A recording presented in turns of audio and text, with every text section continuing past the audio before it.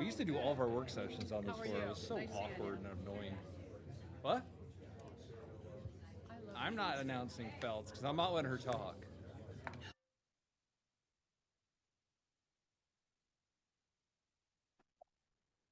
I just want to let you know I'm in the barn. I'm sorry, but I'm here.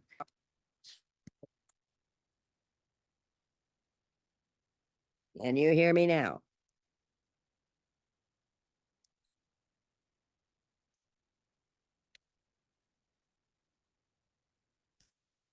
Hello, hello. Can you hear me now? Now it is. Yes. Yeah, Alrighty. we can Thank hear you. you. Can you hear us? Yes, I can. We're good. All right, perfect. Welcome. Today is Wednesday, September 3rd. We are having a joint meeting between the Manatee County Board of County Commissioners and the City of Holmes Beach. We will start as we always do with the invocation and the pledge. Today's invocation will be led by District 3 Commissioner Tal Sadiq, and the pledge will be led by Mayor Judy Titsworth. Please rise if you're able. What? From over there, here's. Here's good. All right, cool. If you bow your heads. Dear Lord, thank you for bringing everyone here safe and sound. We ask for a. Dear Lord, thank you for bringing everyone here safe and sound. We ask for a very productive meeting, for a safe and uneventful hurricane season. We ask that you look out for some of the families who suffered a loss at Bean Point. We ask that you ensure our first responders can quickly, efficiently, safely ensure families out there do not have to suffer that fate. We ask that you support our law enforcement, our first responders, and all the things that they do for this season. We ask for all these things in your name. Amen. Allegiance to the flag of the United States of America and to the republic for which it stands, one nation, under God, indivisible, with liberty and justice for all.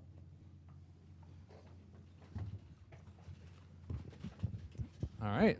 Thank you all very much. We've got a full agenda here today. But we're going to kick it off by just going around the room so everyone can introduce themselves. Terry, you want to start? Sure, thank you. Appreciate the opportunity to meet with everyone today. I'm Terry Schaefer, Commissioner of Holmes Beach. Hi, I'm Carol Sustek, Commissioner of Holmes Beach. County Commissioner Mike Ron. Dan Diggins, Commissioner of Holmes Beach. Charlie Bishop, County Administrator. Steve Wolfke, Commissioner of Holmes Beach. Carol Whitmore, City Commissioner. Want to go down there?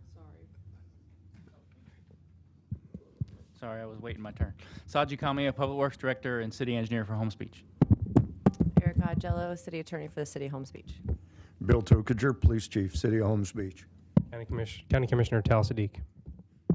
Judy Titsworth, Mayor, City of Holmes Beach. And I am George Cruz. I'm Chair of the Manatee County Board of County Commissioners. And on Zoom, we also have Commissioner Carol Feltz from District 1 and Commissioner Bob McCann from District 5.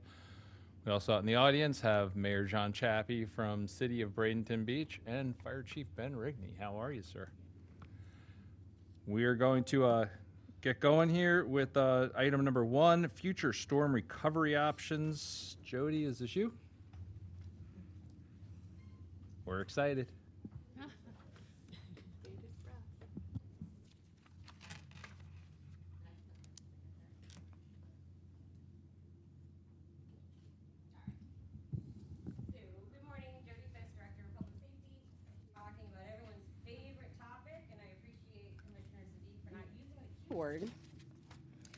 So our 2024 storm season, as if we really need another recap.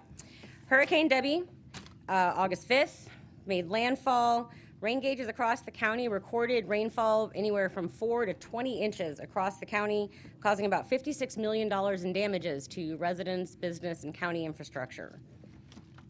Hurricane Helene, September 26th. We saw storm surge amounts, according to our National Weather Service, between 5 and 9 feet. During landfall, special shout out to Chief Rigney in the audience out there, we performed over 300 rescues for residents who did not evacuate or required assistance during the storm. And I think we all know it caused pretty catastrophic damage to our coastal shores all along the county. Rapidly followed by Hurricane Milton, which was the first direct landfall to Manatee County in over a century. The wind speeds were measured up to 120 miles an hour, and so areas that somehow managed to remain untouched from Helene definitely got touched during Hurricane Milton. We saw a lot of damage to especially our mobile home parks and additional county infrastructure. What did that mean for us for response? For our beaches, 61 Olympic-sized swimming pools worth of sand was removed from the beaches. Long-term recovery efforts are still underway for a lot of our residents, for a lot of our businesses. We've seen a lot of them that have gone through the Elevate Florida process. We have had significant time spent looking over our missions, looking over what did we need during the storm, what do we think we're going to need for the next time. For a lot of our coastal communities, that included comfort stations. For residents, that included incident management teams working alongside our municipalities for 24-hour operations. All of those missions are historically cataloged, and we have them ready to go should we need them again, not this year. Some of our preparedness actions, our Manatee County Emergency Management Team have done now over 90 presentations across the county on preparedness, how to be ready as a resident, talking to businesses about how they can prepare. Public Works and Utilities have been working alongside contractors to clear ditches of debris, cleaning out our canals, making sure that they are ready for the water to flow freely. We did our annual hurricane exercise this year at the EOC, so thank you to all of you at the municipal level who participated. We have also continued to have all of our meetings with our municipal partners about talking about last season and what do we think that we're going to need for this season. And cannot miss the opportunity to talk about the integration of the Peregrine platform into our EOC operations. This platform allows us to pull data, and I always want to emphasize, it is data that we've always had access to. The difference is that all of these data sources on the outside of this graph, with Peregrine, we're able to pull them all into one platform. So with one platform, we have multiple bits of information on one dashboard. WebEOC, it historically catalogs our missions. Lift stations, we were able to see our lift stations in real time as the storm was making landfall for whether or not they were failing, were they on generator, were they flooded, which allowed us to target our damage assessments, which helped us immensely in getting our expedited reimbursement for categories A and B. We were the first county to receive those expedited funds. The thing to emphasize the most about our operational posture for 2025 and frankly moving forward, we are basing our response on the impacts of the storm, not the potential for reimbursement. And that is important to point out with all of the discussions surrounding FEMA, the possible changes, what that impact would have. We on the ground are not going to scale back our response efforts because we're worried about a potential reimbursement problem later down the road. It is 100% dictated on the needs of our residents and what we need to get them assistance faster. We've worked with, again, WebEOC and the state to pre-craft missions for our larger resource requests. So Tiger Dams always comes up. We use that at Manatee Memorial for, I think, all 3 storms to stage outside of the hospital to prevent inundation from the water. We also have beefed up our multi-agency coordination calls, so expect to see that in your battle rhythm next year. The need for the incident management teams was very unique this year because historically the municipalities did not receive incident management teams in the past. Those were at the county level where we would send members of an IMT out to check on the municipalities. This past year, we actually put teams directly on the ground. We intend to do so again if we see those impacts. We would like to be able to stage those pre-landfall this time to make sure that everybody is on the ground ahead of time and we're not spending time in the middle of our response efforts getting an IMT up to speed. As we shift into the recovery operations, the disaster recovery centers, or DRCs, are run by FEMA staff. Those DRCs are open to anybody impacted by the storm. Those are not specific to Manatee County residents because they are federally run. The state will assist us with coordinating what's called a MARC, a multi-agency resource center. We've already pre-identified 30 locations throughout the county that we could host these centers. They have to be a certain footprint. They have to have functional bathrooms. So we have a bunch of spaces pre-identified. Post-storm, we will go out, check those, and see which ones are available for use and put that out to the public as soon as they're up and running. Our municipal partners worked incredibly well this year with our local mitigation strategy group. Everyone's submitting a number of projects. The group, pleased to say today, we actually received our approval letter for our LMS plan from the state. So they are prepared now to move forward to the next steps for those projects that were approved. The COAD, or the communities organizing after a disaster, we went from having very minimal participation last year to exponentially expanding the groups that stepped forward during the 24 season and after that have said they wanted to step up and help with volunteers, with services. And that group is being run, Director Sarah Brown out of our Community and Veteran Services, along with the United Way Suncoast, have stepped up. They are ready to go. So our residents, I'm very pleased to say that this year we will see resources on the ground coming from our local resources much faster this year, being coordinated through the COAD group with the ability for that long-term recovery going past when all of the boots on the ground are now pulling up stakes to go back to their blue skies jobs. I was really excited this year when I went to Governor's Hurricane Conference. There was a number of folks from the municipalities that were there. That was really a first. We don't typically see a lot of cities that show up to the Governor's Hurricane Conference. That's generally tasked to the county folks to go to and bring back bits of information, ideas. Hey, this training might be great. But I ran into a lot of our municipal partners there, so that was very exciting. Much like our storm briefings, I try to be brief. So that concludes my portion, if anybody has any questions.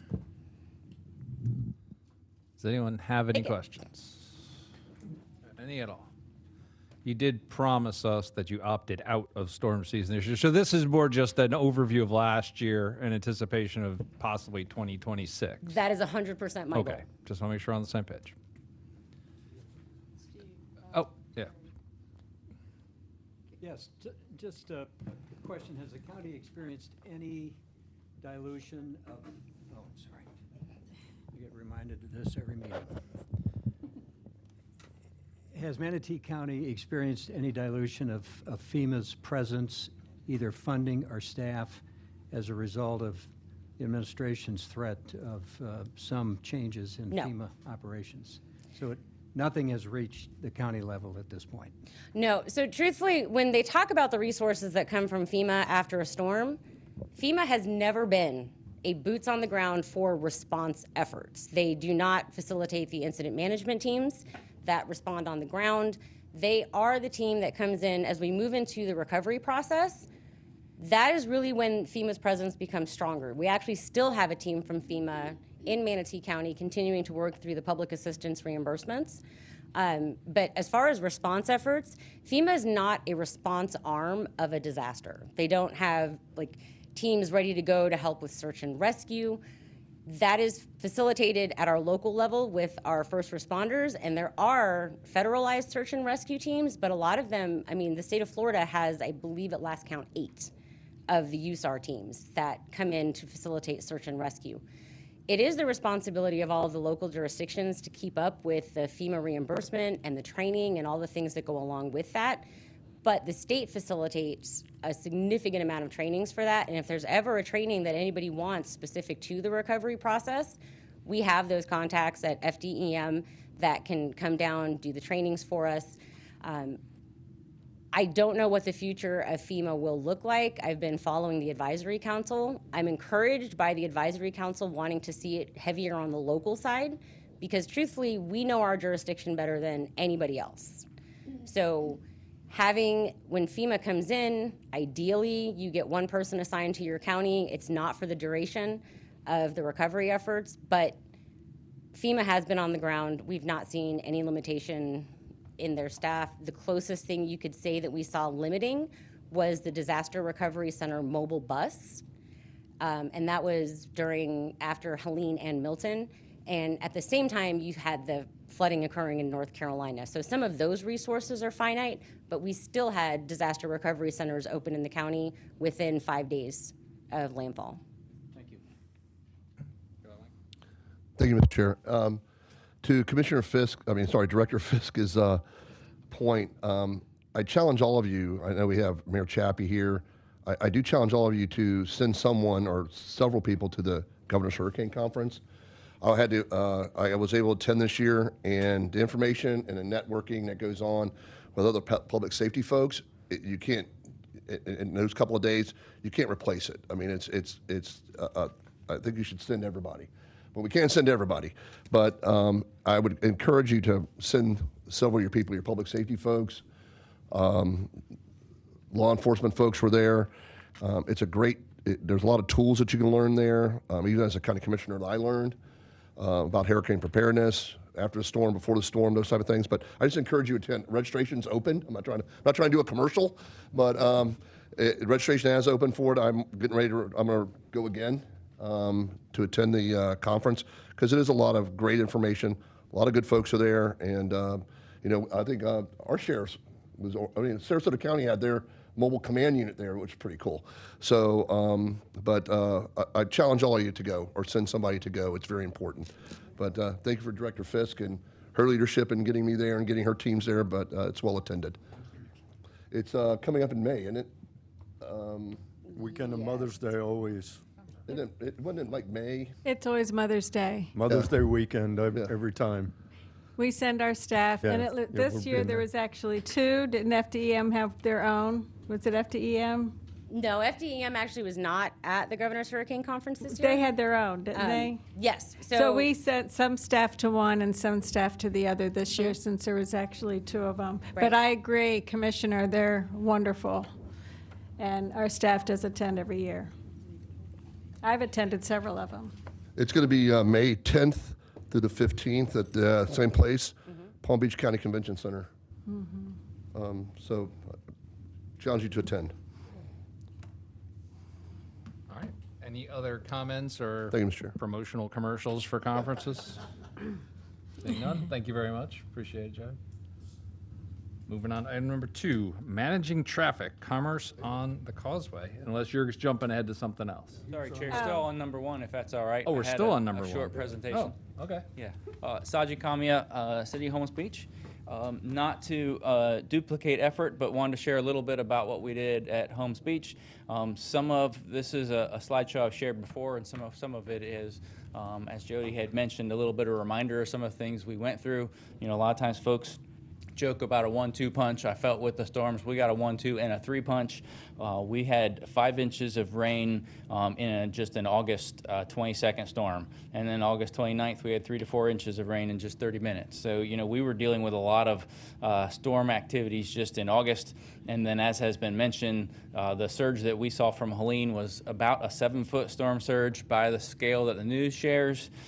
For those engineering and surveying nerds, that's about a 6-foot NAVD, so actual surveyed elevation-wise, so you can compare that to your home structure and what your elevation is for your home. 6 foot is the number of flooding of storm surge that we saw in Helene. And then for Milton, we saw 4.8 foot, so almost a 5.5 foot storm surge. So we had a little bit of water to deal with and brought some other items with it as well. So just a couple of pictures of the damages and the things that we were seeing just from Helene. 4 foot of sand, thank you, Mother Nature, all over the city and the island. So we began pushing the sand off immediately, barricading hazards, just the preparation for a long-term debris removal.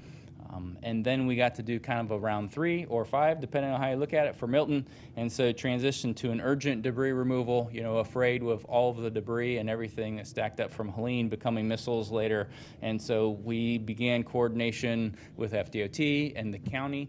Thank you very much, county staff, both staff at the EOC and public works staff. A lot of folks helped us with a lot of those things. Tom Gerstenberger, I'm sure you all know Gersty. I had him on speed dial asking for things through the WebEOC and through the county system. So we appreciate all the help that the county provided for that. And then coordination with the FDOT as well. And so we added to the already issues that we had with vegetative buildup and wind damage and that kind of thing. So we began opening roadways. We had some building damage, obviously lots of tree damage and lots of road coverage. And those were things that both Public Works and mutual aid folks helped take care of. We were the recipient of an incident management team out of Texas, and they were a huge help in organizing us and helping us get all of our ducks in a row and pieces together and coordinating with the county and the state. And a lot of work was done by our own staff to prepare our debris site. That's what some of these pictures are here. And then just the long haul of the recovery and picking everything up. Jody mentioned swimming pools. I equated it to football fields. We figured we removed about 24 football fields, 3 foot deep of sand and debris that had covered the island that we removed off of the island.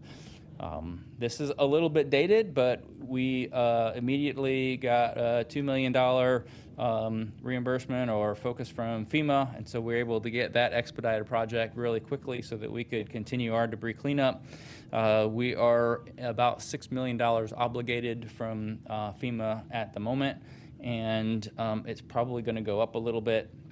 Just a few pictures of comparative to the entire county. I suppose this is small. For Holmes Beach, this was a huge pile of debris that we had on our fields. I love the smell of napalm in the morning. You all know some of that quote. Like, I don't love the smell of mulch in the morning. Top left side of the picture there. Just the heat and the time that it sat there was not pretty. So we were glad to see that go away. And so just some of the major things that we did for our recovery: 15 major road segments, 3 major sidewalk segments, half dozen tide check valves, RRFBs were down, 7 stormwater swales we had to clean up, and about 4 miles of infiltration was covered with sand that doesn't work so well, and we're still going through the process of getting those cleaned. A little bit about just Public Works. I won't read it to you. It's in the handouts if you want to see it. For a city our size, there's a lot of maintenance and cleanup that we have to do. So what do we do every year to get ready? We make sure our pre-award contracts are in place. We make sure our emergency operations plan's in place. That includes preparing for FEMA PA assistance, debris hauling contract, debris monitoring contracts, and the like are all things that we prepare for and have ready, amongst as well as the maintenance end of making sure that the system that we have is clean and taken care of. One of the things that we used to do up until recently is contracted street sweeping. We got a street sweeper this year and have been using that at least twice a week, sometimes 3, 4, and 5 if we can do it, if we can spare the manpower, because keeping that off of the streets keeps it out of the storm system, keeps it clean so that it can manage and take care of all the events that come our way. And then lastly, love to brag on our staff. There's 15 of us in Public Works, and every one of us showed up after the storms to come in and do what they need to get done. We had a couple that had to bail a little early because of stuff at home, but everybody showed up immediately after to get in there and get done what needed to get done. And then mutual aid, we asked for help from everywhere, from the Texas team for IMT. There's a small county in the kind of the Panhandle called Santa Rosa. If anybody's familiar with it, their main city is Milton. So we appropriately called them the Milton Boys, that they came to help us after Milton. And so we had a group of folks that came and helped us do that as well. And then any chance we get, just to remind folks about debris removal, make sure you separate it, make sure you get it in appropriate piles, make sure you get it in the right way, and then it can get picked up when the storms come. And then last but not least, we also installed the storm pole, storm surge pole. It's right next to the skate park on the island in the city, so that you can see the color coding for what the storm surge will be. And the numbers on the pole relate to what typically the news shares with the storm surge. And so if you hear a surge is going to be a certain number, you can go look on the pole and see what that would be. And then we wrote on the pole Helene and Milton and Idalia, so you can see kind of where those flood levels were. So just a reminder for folks to heed the warnings when they talk about storm surge. That's all I have. I have a quick question. We brought it up, I think, with the other joint meetings as well. After these storms, was there any talk amongst the 3 cities out there? I mean, I guess 4 with Longboat, they're kind of off your island. Or with the county as a whole, about some sort of a joint effort relative to focusing on post-storm contracts? I mean, I just know I was getting phone calls because nobody realizes what city they live in. They just assume the county commission did everything wrong with their life. So we had 3 different cities going at 3 different paces with 3 different plans of action. Plus, then you had the places like Cortez, which is our responsibility, immediately off. So they kind of almost fit in with the AMI kind of crowd there. Everyone had their own piles for garbage. Everyone had their own piles for mulch. Everyone had their own trucks going at their own pace, which was causing not only a lot of confusion, but a lot of disruption in terms of different people with different plans. Was there any talk about any kind of efficiency of utilizing one contract to make this work? Yeah, we ran into some of the same thing because some of one of our neighboring cities approached the debris pickup a little bit different than we did. We wanted to make sure we crossed every T and dotted every I with FEMA, and others responded a little bit different. And so the results were great. You know, they still were able to clean up, but we had a little bit of a difference of process because of the different contracts that we had and how we had let them out. And so we talked about that a little bit on how to share, but I wouldn't say that it was super formal. Some of the agreements that we have with the county honestly weren't super great for the city as far as rates, and so some of the rates that we had with our debris hauling, it made sense for us to use those, but maybe a larger document that would cover everything with better rates could be good, but maybe I'll defer to the mayor if she's got something more to add to it. But we did talk about it a little bit, but not to the point of finishing that. Okay. I mean, it seemed like this was a perfect year of seeing the inefficiencies associated with having every single municipality and county all have multiple different contracts. Who are you going to activate? Who are you going to hire? And what time you're going to do it? And who wanted to put money up versus wait for reimbursement? It just seemed like there was a big issue because we had so many storms one after another, just proving that out. So Sure. Yeah, it totally makes sense. One other just thought as you're considering that, I feel like one of the issues that we might have had is the company we used was being used by different jurisdictions throughout the area, not just the county. And so I there's believe only like there 3 was of them, right? They're all going to be using with every storm every year is going to have one of your companies being used by somebody else. So there were some resources pulled, and so that could be a conversation to, if you expand it, make sure that it includes the ability to get to everybody, because of course, you know, we're getting calls immediately from our residents about, hey, why aren't you here yet? Because I just saw a truck go by. How come it didn't stop at my house? Different contract, right? So just a thought. I agree. Commissioner Whitmore. Yes, we have talked about it, but remember Hurricane Irma and what a disaster that was, and they just drove right by Manatee County, went down to Naples and places like that. I mean, I think the only way, I know every city has their various ones. Trouble is whoever gets more money, like Merritt told me at one point that some were driving into another city because they were getting paid more than here. But what you're talking about, and you brought it up a few times over the years, is a coordinated effort. And I think the only way that that would work is if you had many contractors in regions of the county, I mean, many. And like the city of Holmes Beach, we just signed the other night 3 vendors. Because, you know, hopefully we'll get one. And I'm sure the other cities have done that, and I don't know how many the county has. But I think if you all work together, maybe we could have Manatee County with enough help that they don't keep going south or north or whatever. If you know what I mean, it's just not going to be 1 or 2 haulers. It's going to have to be many. No, we all do it the same way. We've got contracts with all of them as well, but there's obviously more incentive for somebody to come if they're overseeing the whole county because there's more money to be made that way. So I don't know. It just seems like it would be a little more efficient if there was one point of contact for at least the debris removal portion. And we're not talking about repairing sidewalks and things. Those are municipal specific. But when you're just getting garbage out of people's front yard, they don't care what truck stops. To your point, they don't care if a truck's driving by Holmes Beach to go to the city of Anamaria. They're like, stop and pick up my couch. You know, like, they don't care. So we shouldn't care because at the end of the day, at least from a county standpoint, everyone who lives in Holmes Beach is a county resident. So I think it's a conversation that's worth having.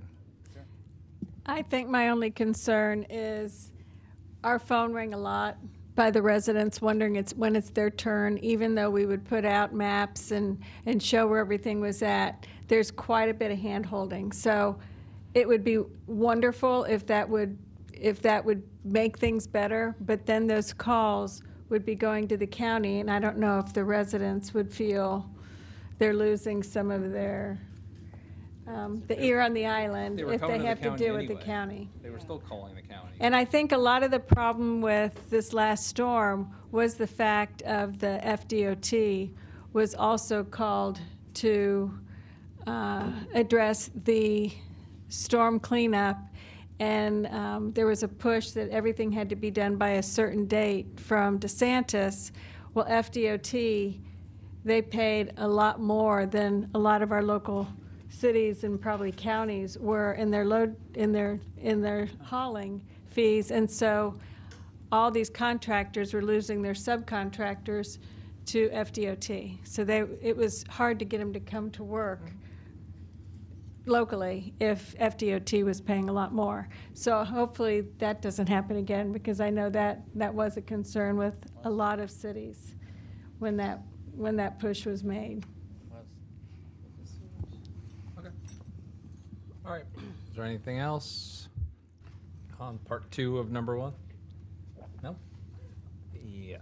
George, this is anecdotal to the presentations, but as part of this, with regard to assessments, we've had all municipalities, I'm certain the county in particular, have had so many inquiries from property owners with regard to devaluations of their property.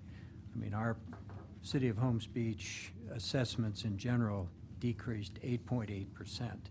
So budget-wise, we're facing that deficit in valuation. So because of the multitude of questions that have surrounded this issue of each individual property owner's qualification for discounts, we have invited, in conversations with Scott Tussing, Scott and other members of his staff to our meeting next Thursday, I believe, the 11th, to make a presentation. And of course, members of the public, other cities, I see John here, will make sure that Anamaria is aware of this as well, to have a direct discussion, presentation, and question and answer directly from assessor's office personnel as to qualification and the many nuances of qualification for a decrease in their taxes based on the effects of the storm. I'm assuming you already saw that this year, because like we had, what was it, $6.something million in refunds? 6.2 million in refunds just for people who were displaced and couldn't occupy their residence post-storm for the end of last year. And that's going to carry over to this coming budget because of the people from January till whenever, in some cases now. Yeah. So I'm sure you're already seeing For that. example, the determination of assessment was based on what existed and what the county knew, the assessor's office knew on January the 1st. Correct. So January 2nd on, improvements, mitigation, none of that was a part of the formula and the tax, the assessment for this year's bill. So rather than vicariously trying to explain to many of our residents, we've invited members of the assessor's office to make that presentation next Thursday. So All right. all are welcome, 2 o'clock meeting. All right. Anything else? Seeing none, we will move on to number 2. Where we go here? Other way. Oh, you got the pictures? Yeah, thank you. I was sent those separately, so sorry. All good. See, okay, Carol. Those right? Yep. We just need your help. You can either use the mouse or the clicker. Okay. All right, folks, so what I'm here to discuss is the commerce on the Causeway. On this past Saturday, I went out there and there were 16 vendors doing jet skis, 2 horse trailers out there. There were 2 different kayaks. There were the one that does the bus, then there was the clear bottom ones. There were speed boats that were out there. And a couple weeks ago, there was a truck out there that was renting motorcycles. So this has gotten to where anybody that owns 2 jet skis is coming out there and, let's see if we're doing this, and putting up a sign and renting their skis These are people that didn't have a chance to put out their signs. I wasn't going to stay there all day, but this was 9:30 in the morning, and there's 3 trucks that hadn't even put their skis out yet or their signs.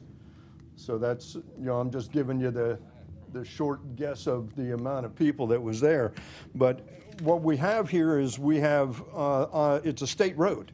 So state road, FDOT says that there's nothing that stops them from being able to conduct business, but they're not allowed to have signs out there, and they're not allowed to get monies out there. They're not allowed to actually do the sales there. So it has to be something that's done beforehand, and they're suggesting that the county come up with an ordinance, or the city, and as this is City of Bradenton and Manatee County, they're saying that advertisement is defined as taking of payments and having signs in the ground, which, as you see, every one of them had signs in the right-of-way. So I didn't know if you guys, we rolled this into, they separated 2 of them out. You want me to talk about both of them at the same time, George? Because it's down further on is the Commerce on the Beach. Oh, because you have a whole different, you have 3 different items on here. Oh, well, yeah. One of them is patrol, that's different. Yeah, that's You different. could talk about the commerce as well. I mean, we might as, So- they're similar, except Yeah, they're similar. So what we've commerce got, on the beach is a little, I guess, commerce on the water. Commerce on yeah, the water. Commerce on the Water. What we've got is it started with 1 boat coming out there and selling pizzas and ice cream. Okay.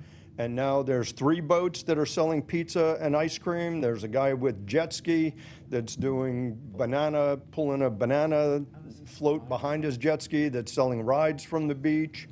And we need some help from the county to do an ordinance that says that you can't do commerce from the waterway. It's not safe for the people to be coming up with a boat into where people are swimming. And 3 boats at the same time is just crazy for the 3 boats to come in and wanting kids to come out and buy ice cream and pizza from the water. They're not coming to the shore because they can't beach their boats, their vessels, but they're having people walk to the boats that have motors on the back and, kids out there, and they're handing them with a fishing net, handing them ice cream with a fishing net. It's the music that they're playing, it's just getting out of control. It started with just 1 little boat, and they're not local because it's got an Indiana hull number on the boat. So I haven't seen. They didn't take it from Indiana to get down here. That's not cost effective. When I talked to the owner, he said that he loaned the boat to his son, and on the side of the boat, it says that it's a charity for veterans.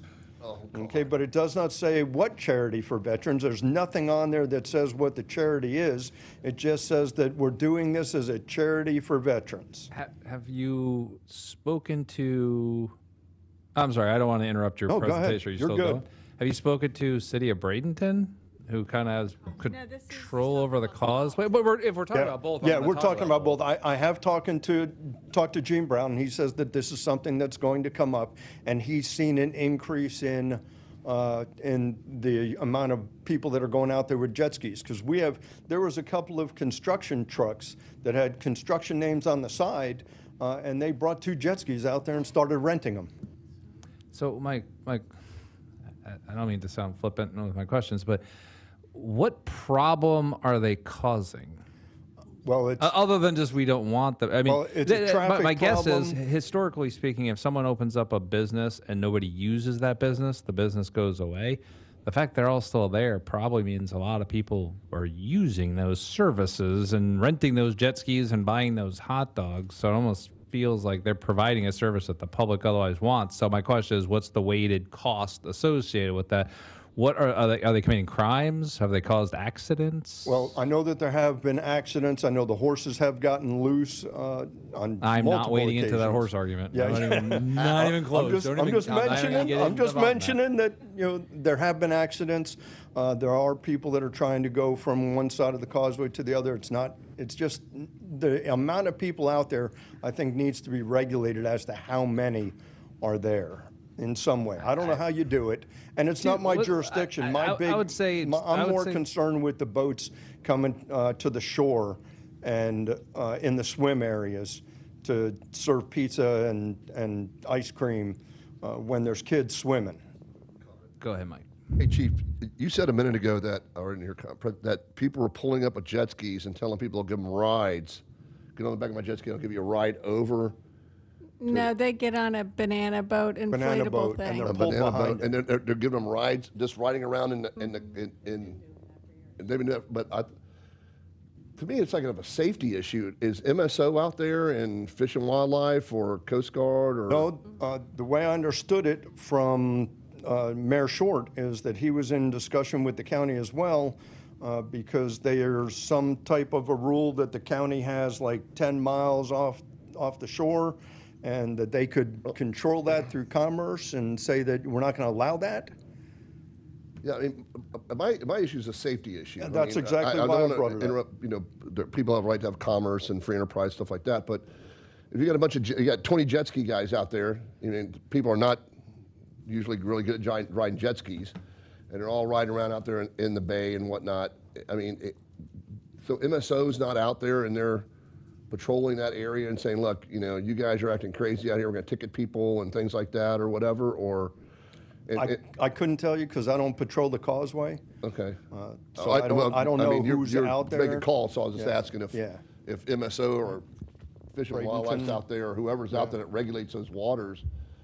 You know, I mean, jet skis are dangerous as a whole. I mean, when you get that many together, I mean, I see how many And there people is are a out lot. there. Yeah, there's a lot of them out There's there. a lot of them out there, and they're Yeah. spinning around. And these people, my concern is that, you know, it's like there is no training before you get on a jet ski. Well, no, and Just if- like the guy that was renting motorcycles out there. I'm Oh, sure yeah, I that he mean- wasn't checking for a motorcycle license before he rented out a truckload of motorcycles. I was concerned that people on the Causeway giving rides out to the islands and competing with Elliot on his water ferry, you know, doing it cheaper. But it is a public safety issue out there in that water out there. And especially if people are swimming in there and boats are coming in to do whatever. But I think MSO would be a place that would be out there patrolling and kicking, you know, these guys out of there. There's nothing that they have that prevents them from doing what they're doing right now unless there's some ordinance that the county puts in and that we could piggyback off of, and through mutual aid, our Marine unit could be out there as well.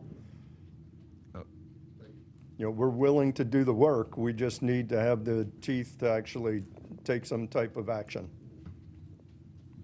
I will say, any private enterprise trying to compete with government services, we should encourage to stop doing the government services if they could do it better. I have two people. I've got Mayor Titsworth and Commissioner Sadiq. So one of you go, and then Commissioner Whitmore. I think I'm concerned more about private enterprise happening on lands that aren't zoned for private enterprise. If you think about the Causeway, the people who bought all those waterfront properties are now subjected to commercial use right next door on a causeway.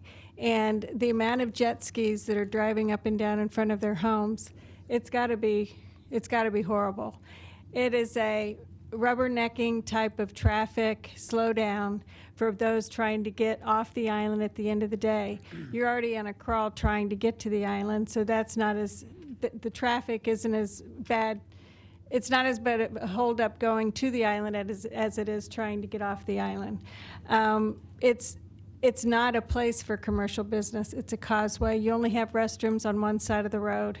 The people on the other side of the road, I don't know how they cross that traffic to use the facilities, so they're probably just using the bay. But anyways, it's just gotten out of hand. And if there's laws that people aren't abiding by the sign ordinance alone, at least enforce the sign ordinance. And then it would be harder for them to conduct businesses on a causeway. It's also an eyesore, the amount of signs that you're driving by and all the tents. These tents are taking up parking places. These businesses are taking up so many parking places for residents that maybe want to get to the causeway because they don't want to go. There's a gazillion reasons why this is probably not zoned commercial. It used to be families out there barbecuing. I remember when I would take my family out there and we would go out there with a grill and barbecue, but there's no room for that. No, all with these the tents. businesses construct tents, and they're taking multiple parking spots per business. The other thing, as far as commerce on the water, we have two options. We can ask for a no boating zone, which is, I believe, Swim zone for the it's whole a lot. swim zone only, which I believe Bradenton Beach has on some of their jurisdiction, and I believe Anamaria is going to do that because of the recent drownings. And that would keep the boats a couple hundred feet from the shore, which would help. Yeah. And then the other thing we were told by, I don't know, somebody at the counter, maybe it was Mayor Short, was that the county actually owns about 9 miles out. Their jurisdiction is about 9 miles out, and I don't know if that's true or not, that if you could do an ordinance preventing commerce in that section along the beach, just along the beach section. We're getting a lot of complaints from residents, people who have lived there forever, that it's really affected their experience on the beach because these boats are going back and forth all day long with their flags and their ice cream music trying to drum up business. And it's just started with one boat, now there's 3, and it's going to continue to grow, and plus an addition of the jet ski rental, and it's just going to continue to grow like the commerce on the Causeway. So we just wanted to bring this to your attention. If there's anything, advice you can give to us to help address some of these concerns, we'd appreciate it. Commissioner Siddiq. Thank you.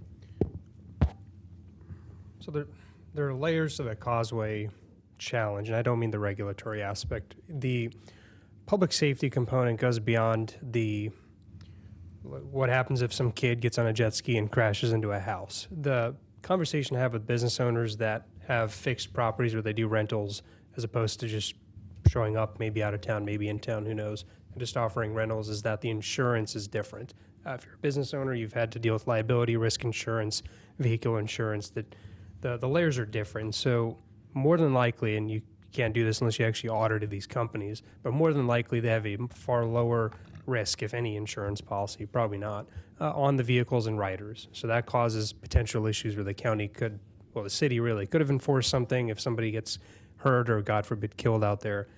But that's a whole nother story. Your fixed locations, like in Cortez and others, they have to have a higher level of insurance for their business, their industry.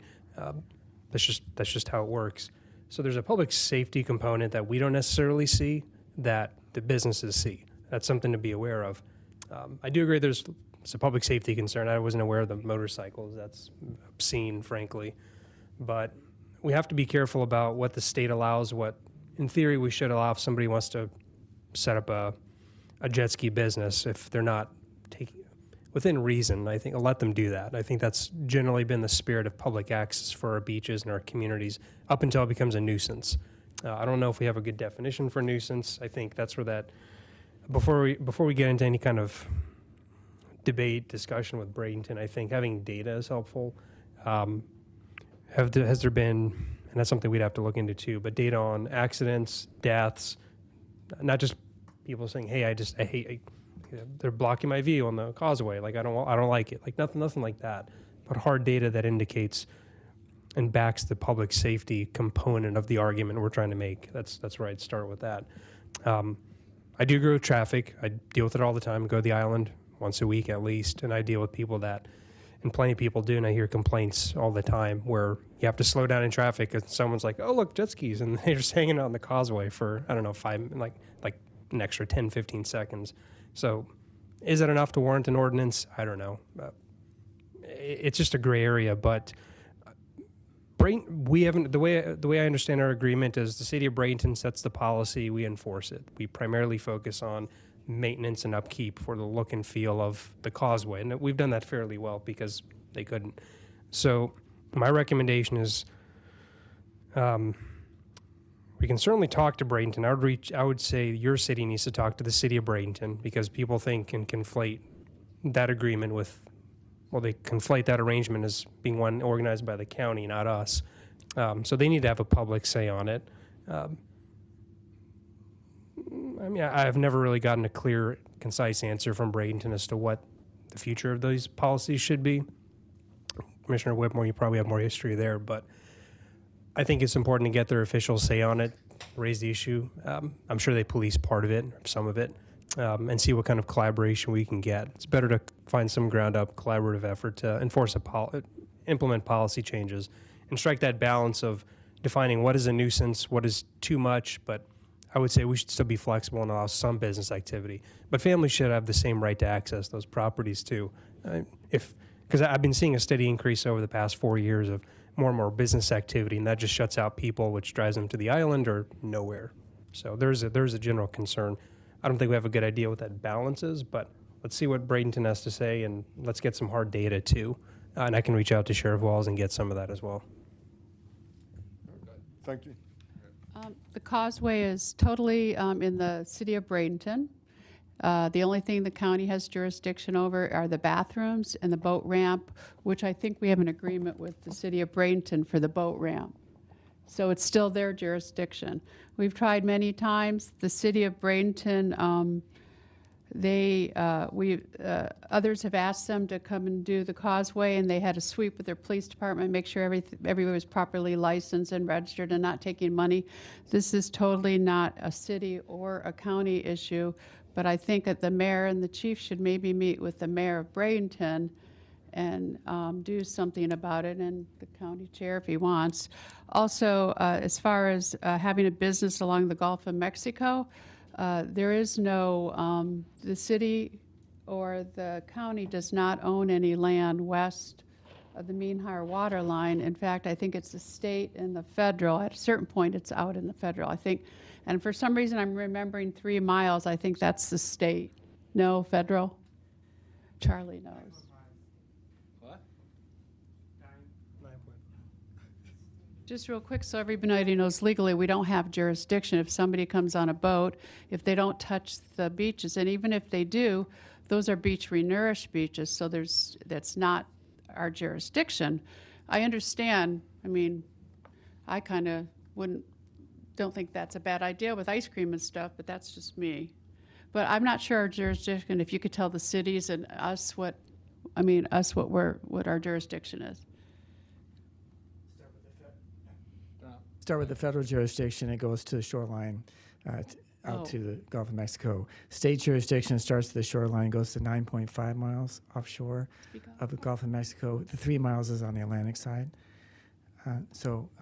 Jurisdictions of the city are the city limits as defined within a survey, and the county's jurisdiction mirrors the city limits, I believe. So you're saying our city, whatever our jurisdiction is along that beach, anything west of that is not our jurisdiction? Correct. State of Florida. Okay. You see there are overlapping jurisdictions. There's a local, there's a state that overlaps it, and then there's a federal that overlaps both of them.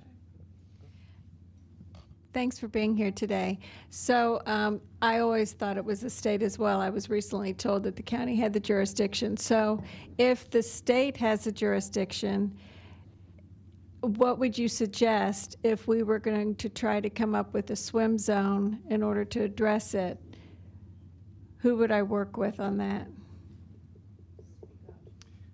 It would start with the Coast Guard, with buoy marking systems that you would enforce. I recall in my time in Clearwater, we had Clearwater Beach set out for a swim zone, but still had to provide corridors, marked corridors for boats to be able to come in and leave by a corridor. We couldn't restrict all boats at all times from the coast. And I believe that would be the case here from Anamaria. As long as you provide a reasonable access at different locations, almost like street ends, the same thing. Not as many as the street ends, but you have to consider not a boater exclusion zone that is complete, but provides limited corridor, perpendicular access to the shore from a zone offshore. Okay, I'll reach out to you sometime this week to discuss further. Our managed swim zones are boater exclusion zones where we provide lifeguard protection. Okay. And Miami would be the place you have to apply for it? The Coast Guard in Miami? Perhaps. A quick check with the Cortez station, of course, to give you the right direction. I'm Charlie Hunsker, by the way, with Manatee County Government. Okay. This is something we've talked to City of Anamaria about, the no swim zone. Bean Point, obviously, an infamous example, but I am hearing about the commerce on the beach and some of the businesses that load up passengers on the beach or other access points and ferry them out. And so that's something we can certainly talk to. I would have to personally understand what locations you're looking at, but that's something that we can have a conversation about. Right. Yeah, just hearing this conversation, perhaps this is another area, our three cities, and I know we're working on many joint efforts between the three cities, should include in our respective and collective legislative priorities this year. I understand that it's Coast Guard #1 and first and foremost, but legislatively, it would require our delegation support to move forward with such an initiative. Great. Okay. Mr. Chairman, I'd like to refer to the power of my cell phone and my staff who are listening to this saying, Hunsaker, you're all messed up. It is FW, Florida Fish and Wildlife Commission, that will authorize the placement of buoys and authorizes exclusionary areas. So your first stop, rather than Coast Guard, which is more primarily navigation, they would be involved to check the navigational impact of buoys offshore. But the state agency to permit the establishment of swim zones in coastal waters starts with Florida Wildlife Conservation Commission. Okay, great. Thank you. Any other comments about jet skis or hot dogs? Nope. All right, moving on to item number 3. TDC, who's running this one? Your name's on there too. Sanji Kamiya, City Holmes Beach. I have a little bit of a presentation that we have brought to the TDC committee in the past. But before I did that, I just wanted to call your attention to a couple of handouts that you should have in your packets. It's just, there's 3 of them, and it just talks a little bit about the city's infrastructure. And so want to just call your attention to, there's one on bike lanes and golf routes. So it just kind of shows you the color coding is where we have bike lane. Oh, you don't have them. Oh, we do. Oh, you do have them. Scroll back. All right, sorry about that. Okay. So I won't spend a lot of time on it, but I just want to call your attention to it. You know, the point being is that the color coding shows where we have infrastructure, and then where there's no colors, we don't. And so the one with bike lanes kind of shows locations where we have a decent bit of green, but you can see there's a lot of roadways that are in white that we don't have bike lanes. Sidewalks, there's a lot of color on there for sidewalks, but a lot of them are the red, which is 4 feet, which is does no longer meet standards. It's not wrong to have them out, but if you build a new sidewalk, it can't be 4 feet. It needs to be wider. And then we do have a little bit of multi-use path, 8 foot or wider. It's a little hard to see because it's kind of the orange-yellow color, but there's not a lot of that. And then you see that there's a lot of white where the roadways would be. So there's a lot of locations where we don't have sidewalks. And then just for reference, just to give you an idea of kind of all of the pedestrian traffic that we have tried to accommodate for, the little dots on the map for pedestrian signs and crossings show you where there is a sign of some kind. Rectangular rapid flashing beacon that blinks when you push the button, or just ped crossing signs. So we are trying to accommodate pedestrians where there are crossings, but there's probably room for more because, as you all know, if you've ever walked somewhere, you often walk where you want to go and not necessarily where there's a crosswalk. So we do get to experience a little bit of that as well. I won't spend a lot of time on it, but just kind of wanted to introduce a little bit of what we have talked about in the past. And I want to give a little bit of a shout out to Elliot because he has helped us navigate the TDC world a little bit. And so we've gone through some different presentations and different versions and trying to present this. And for one reason among the other, most of it being our storms, we didn't make it all the way across the finish line to get it in front of the actual council, but this has gone to committee a couple times and had a couple different versions. This first slide was an answer to some questions from August, and so we kind of did the gamut of what's a small focus to a larger kind of desire and wish list to try to tell a little bit of the story that I just told, and a little bit of an ask for how do we improve some of our infrastructure. And so we do sort of have a citywide multimodal path program. Essentially, it's our main roads. We want to make sure there's a path on it. And so this one shows where we do have a version of a path and where we don't. The green is where there is some, the blue is where there is not, and we'd like to have the ability to have an area that is more walkable, more walking friendly. And just to show, we have a lot of beach accesses, as you know, so this slide just shows where all the beach access points are. They do not all have sidewalks that lead to them. Thankfully, the cross streets traffic isn't significant most times, and so folks can walk in the road. As you know, that's not necessarily ideal. And so part of looking at this was how do we accommodate folks from the Manatee County Public Beach all the way to our beach accesses. We looked at how can we have a couple of main areas to get it to our city field, to get beach accesses, and then we have started doing these pervious paver sidewalks, crosswalk areas, and that's just a picture of that, and a way that we can make sure that we improve stormwater, improve water quality, but then still give a hard surface and a safer surface for folks to walk on. Other components of TDC requirements include educational components to it, and so some of the things we talked about is adding signage and informational about the environment, about how and where you access, where are you heading, and those kind of things. One location we thought this could work was over by the boat ramp in Holmes Beach. We could add a signage with a little bit of a natural environmental nature center kiosk that describes the environment, describes the situation, and then we meet the definition of the educational signage as well. So if we looked at doing all the lines that was on that other map, the blue and the green, getting them all covered, to do those, the estimate, and this is a little bit old now, and then some cross streets, 66th, 65th, and 55th, getting them all over the beach accesses. So not everything, but a good chunk of what we're looking at, you know, it's probably in the $2.5 million range. It's probably more than that now. So this was just kind of a big picture. How do we look at doing, you know, all of those pieces together? If we broke it down into some phases, we could do a chunk of just looking at kind of Marina Drive and part of Gulf Drive, and so we can reduce that probably by half. And that's what this picture shows. At one point, this was an ask. The highlighting would be the areas where we'd want to get multi-use paths and walking paths, Marina, 65th, and Gulf Drive, and then we would add signage to meet the criteria of the TDC. And you can see that there are some locations that there is an 8-foot path there already, and so we wanted to connect that, because then there are some areas where it's just a 4-foot sidewalk, which is good if you're like walking by yourself, but if you got a stroller or if there's somebody going the other way, there's not room. One of the questions we had was, where would you go and what would it look like? So these next few slides kind of talk about what that would look like, how you could save parking, how you could add a path. One of the concerns was if we add a path, we'd lose parking.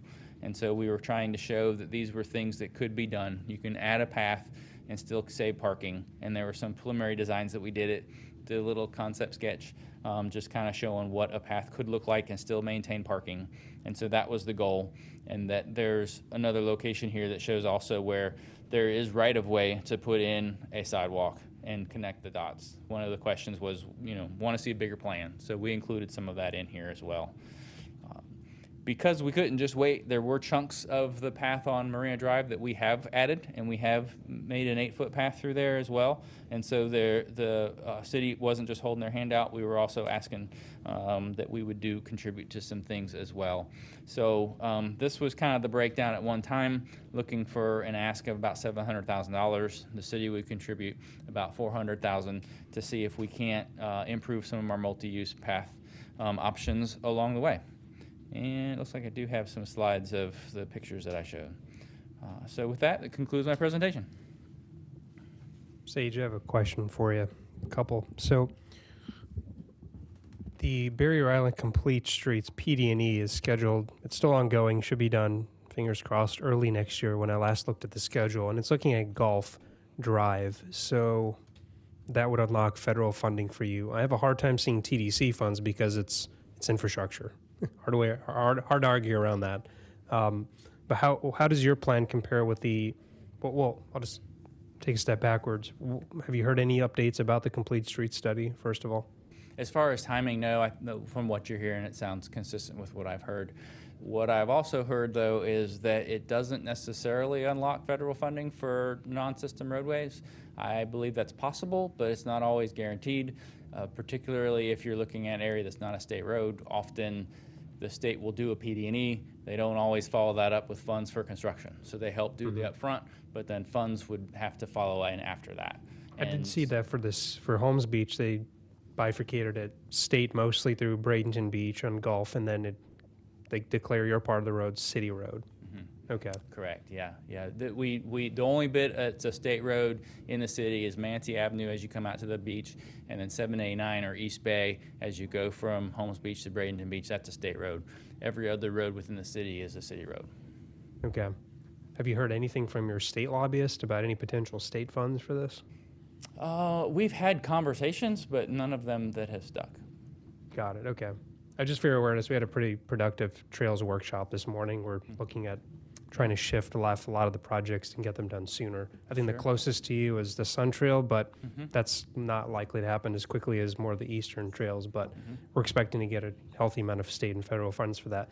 That would connect closer to 75th Street, at 75th Street West, the Causeway, so you could see that connection eventually with the new bridge, which might start as soon as 27 on State Road 64. Better facilities there, but more for your awareness is we're pretty focused on trails as a board, so that's great. Actively pushing to get those projects shifted sooner. And we've had some preliminary conversations with the Metropolitan Planning Organization for adding Sun Trail designation to Gulf Drive throughout Holmes Beach. It doesn't currently go that way, but if that helps open up some funding for that, those are things we've talked about as well. That's what we were told this morning, too. Okay, so Sajay, correct me if I'm wrong. When we came up with this project, we worked with Elliot, we worked with the county attorney to make sure we checked all the boxes to meet the criteria for TDC funding, which this does. We've submitted sidewalks in the past or multi-use paths in the past, but politics got in the way. So when we were asked if there was anything that we haven't asked for TDC, we decided to bring this back again because this was presented and then somehow it got stalled and turned back into a water taxi discussion. So my recommendation is we're almost doing the cart before the horse by wanting to talk water taxi before we talk safe, pedestrian, sidewalks, multi-use paths for the people that we're carting out to the city. So it does check the boxes for TDC, and this is something that would really benefit tourism.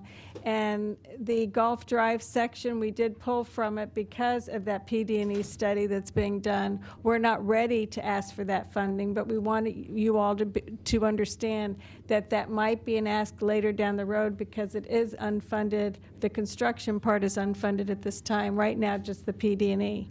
But we have had several deaths, and everybody knows that when you drive Gulf Drive, how narrow it is, and there are no bike lanes. So we've got families with children in little bike helmets riding down Gulf Drive every season, and they're mixed in with the cars because there is no safe bike lanes or multi-use paths on Gulf Drive. Right now, we're trying to redirect them until this study's complete and we can find some dollars to improve Gulf Drive.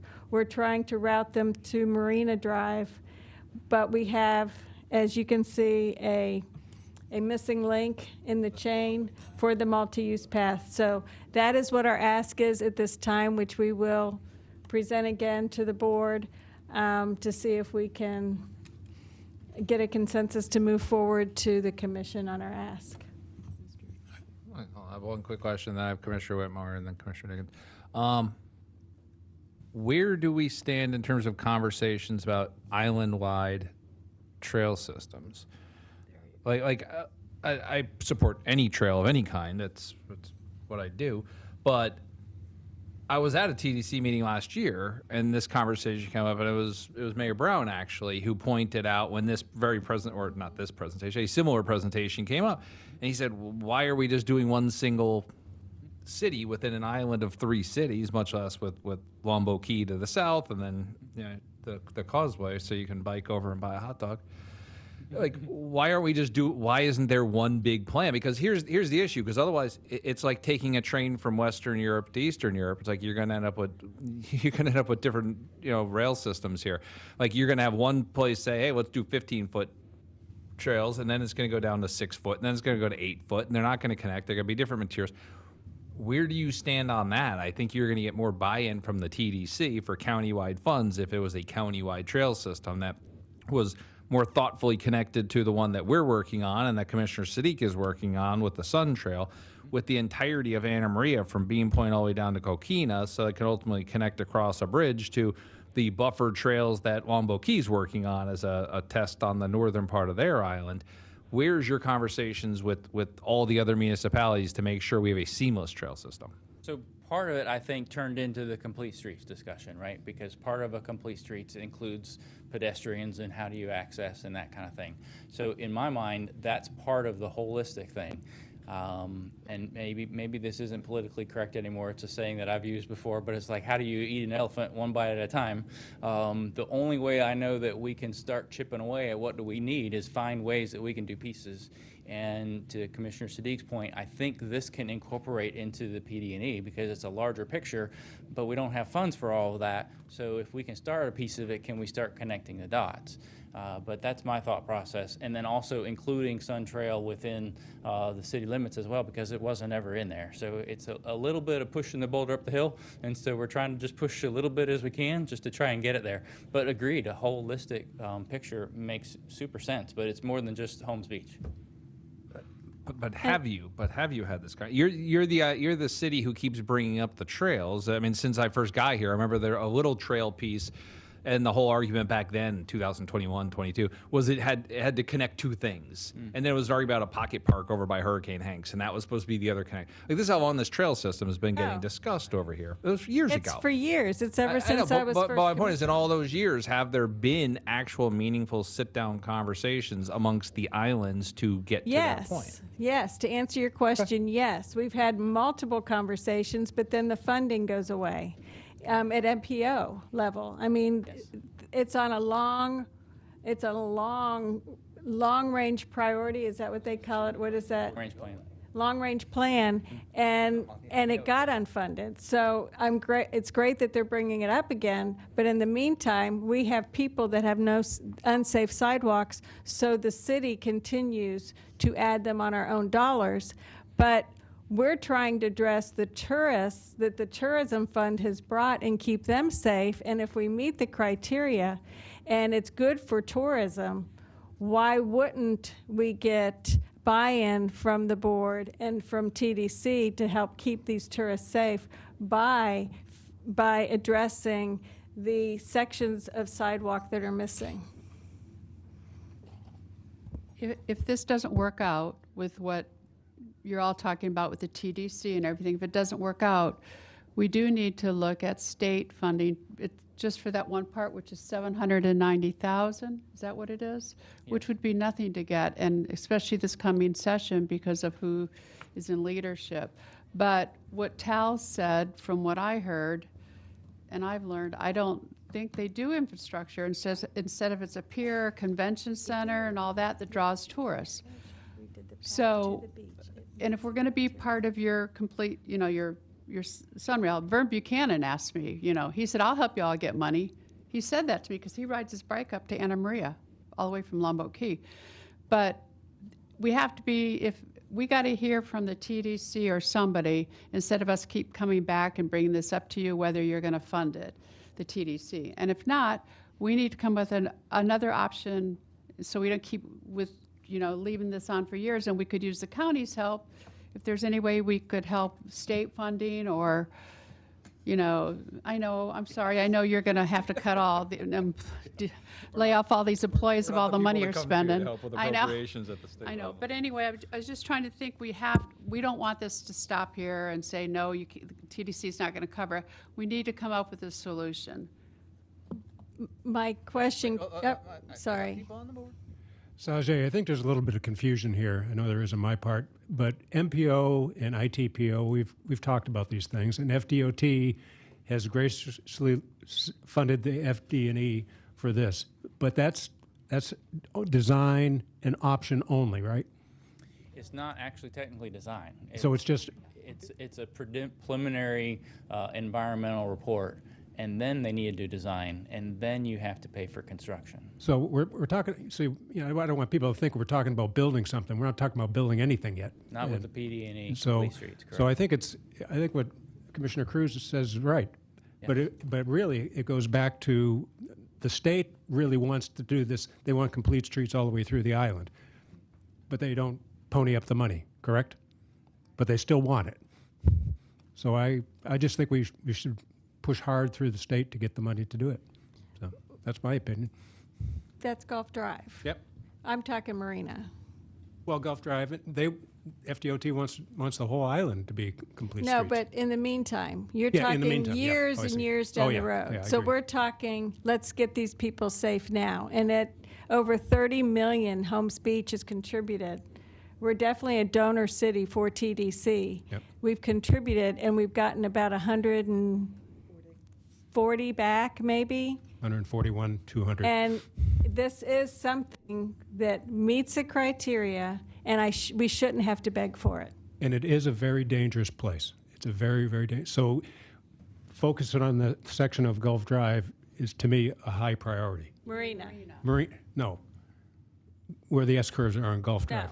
Marina, the section of multi-use path that is missing that connects the city park field and all of that to the beaches. Okay. But that way people on bikes could take Marina Drive instead of Gulf Drive. Okay. It's a multi-use path. Okay. While we're waiting for the state to do the FD&E to do the PD&E and the design and everything for the Gulf Drive section. Okay, so we could ask for TDC money for Marina. It's like $700,000. Yeah, it's not much. And then, yes, I am. Yeah. It came up last year, I think. Come up a few times. Yes. Okay. Thank you. Were you waiting to talk, or you just fly on that thing? No, I would say let's follow the process. If you can get it through the TDC, I don't have a problem with it. I don't care where you get your money from, as long as the process is followed. My only words of encouragement would be to echo what the chairman has said about potentially getting the Central designation. Our experience with the state has been they want you to have skin in the game. So if you're asking for 700, they want to know what your match is. I'm sure you all know that. You know that. But federal funds, I mean, we've never had an issue with that. I mean, Congressman Buchanan's been good to us. I'll always continue to encourage it. And I mean, I can always have a conversation with Tara about that too. But I think definitely pursue the Central designation. You have the MPO process. You have a lot of avenues. I just want to reiterate, this is important to me, especially the east-west connectivity from the island to Bradenton and beyond. So happy to support whatever you can get through the right process. All right. Any other comments regarding this one? Mr. Chairman, I think it's important. Is it about Gulf Island ferries? No, sir. It's about the subject. Sure. I want the mayor and the city to hear it from me. Elliot Felchoni, Tourism Director for a few of you that never met you. Yes, it did come to the TDC twice. I love this guy. The first time it came to the TDC, I really didn't understand it very well. So the TDC asked to bring it back again, and then that was when some questions about the integration. If we go back in time, Manatee County applied for a Tiger grant, I think it was called. And it was an ambitious federal grant that would have trail connectivity from north to south, 7 miles long. It was perfect. And every city had financial participation. And the TDC, I think I was the director, was all in for north of $1 million something dollars. And then ambitious being it's a really, really tough grant to be awarded. That's the perfect scenario, and I appreciate Commissioner Cruz bringing that up, because the TDC, we're just trying to be good stewards of that. Yeah, there's one step, but how do we connect the island from north to south? And quite candidly, I think the opportunity is you have different administration north of you that may have a different mindset of the previous administration that wasn't interested in that connectivity. So I would urge the cities just to quickly huddle. We can run concurrently. We're not holding anybody up. I know, Mayor, you called me, it was probably after the June storm, saying, hey, I got to use this grant money, so I'm going to go ahead and spend it. And I said, okay, good, thank you for telling me that. And then, honest to God, you know, I'm a transparent guy, it fell off my radar. So I serve the county administrator, and if county administrator wants me to get this back on the TDC, it'll be back on in a New York minute, which would be October. But let's just think long-term here, and how can we connect north to south 7 miles for the greater good of the long term? And the TDC would be all about that, and of course you heard from the Board of County Commissioners. So in any event, those are my comments, Mr. Chair. All right, well, you're next anyway, so why don't you tell me about your boat?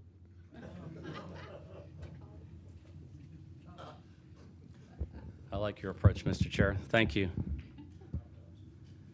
As many of you know, I oversee the water ferry since January 2024 when we started it up. It's been a lot of fun. We're still learning daily, weekly. I was a naysayer. Honestly, I didn't think in the long term it would work, but it's doing pretty well. So I'm going to run you through a few slides. And obviously, there's the objective is to really just basically get cars off of the road on Manatee Avenue and Cortez Road, and then obviously Gulf Drive as well, and it's doing pretty good. There's the numbers. So you can see year one, just about 27,000 passengers. What's interesting is the days suspended 63 days, and as we sit here year to date, 18 days. So we have the same captains, so they're learning the waters really, really well. We've added some equipment on the ferries, some night cameras and some GPS. So really, really excited that we've trimmed that down. Look, we've already exceeded 2024, which is really, really excited. So looking at almost 30% up from a year prior. That's about year to date. Don't look at this right here. Someone lost their mind. Those numbers are not accurate at all, so just don't even pay attention to it. It's close. We took about 12 to 13,000 cars off the road year to date. So if we keep good momentum, pray that we stay away from major storms, you know, we should get up around that 18, 19,000 cars off the road. Now here's a little bit of the challenge, if I can figure out how to work this. And it just locked up on me. There we go. Okay, here's the challenge. We all know it. So coming out of the hurricanes, we lost City Pier on Anamaria. Mayor Chappie and his team really got into high gear to work together to repair the floating docks. So we at least had one landing. So as we sit here today, we got a 2-point system. It's not enough. I lose sleep over that because we got good momentum and we took 10 steps forward, 8 steps back. So now we're just running point to point. My point is we're not taking any cars off Gulf Drive. So if we can add more landings on Anamaria Island, we'll be able to create what we call a hopper service. So let's just look at, once again, so we're partnering with Mayor Short. The TDC did recommend up to $2 million to help get started on the construction. The reimbursement agreement is in his corner, so we're waiting for feedback back. He did get a $1.2 million grant from the state, and he's still waiting on the amount of money for FEMA. So, but the projection construction cost just to replace the pier, nothing else, is in that $8 to $10 million range. Running concurrent, Charlie Hunsaker and his team have hired an engineering firm to look at options to add a parallel landing to service the water ferry, particularly when the third ferry gets online, because you all know the currents out there are more choppy than not. So that'll come after that pier is finished. We can't start that because they're on an emergency permit, and if we try to amend that, they'll lose the emergency permit. So I know the mayor, God bless him, is really ambitious. He's hoping to have that pier finished by the end of 26, let's call it. But with them ending in late 26, we're looking at probably second quarter of 27, if we're lucky to build that perpendicular pier to be able to bring that water ferry out to North Anamaria Island, excuse me. Let's take it a step further here.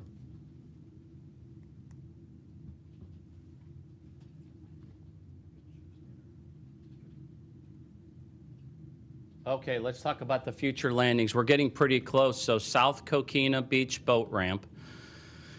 Carmine D'Amelio, my Italian brother in the back, really helped consult us with ADA compliant. So we have money in a line item. We know what we need to do to engineer to be able to land that water ferry, the pontoon catamaran down in South Coquina Beach. And more importantly, we're working on getting wheelchairs on and off those ferries. So the design is already set. They're ordering all the equipment. I try to underpromise and overdeliver. Probably between Thanksgiving and middle of December, we should be able to head down to South Coquina Beach. Why is that important? Because it's going to entice more residents on the mainland who their beach of choice is Coquina to go ahead and just park in downtown Bradenton, get on the water ferry, and go down to Coquina for the day. So remember, we got to get at least 30% of the residents using those ferries to really make the numbers work. We're probably at a 60-40 ratio right now. We're trying to get some accurate data there so we can share with our elected officials.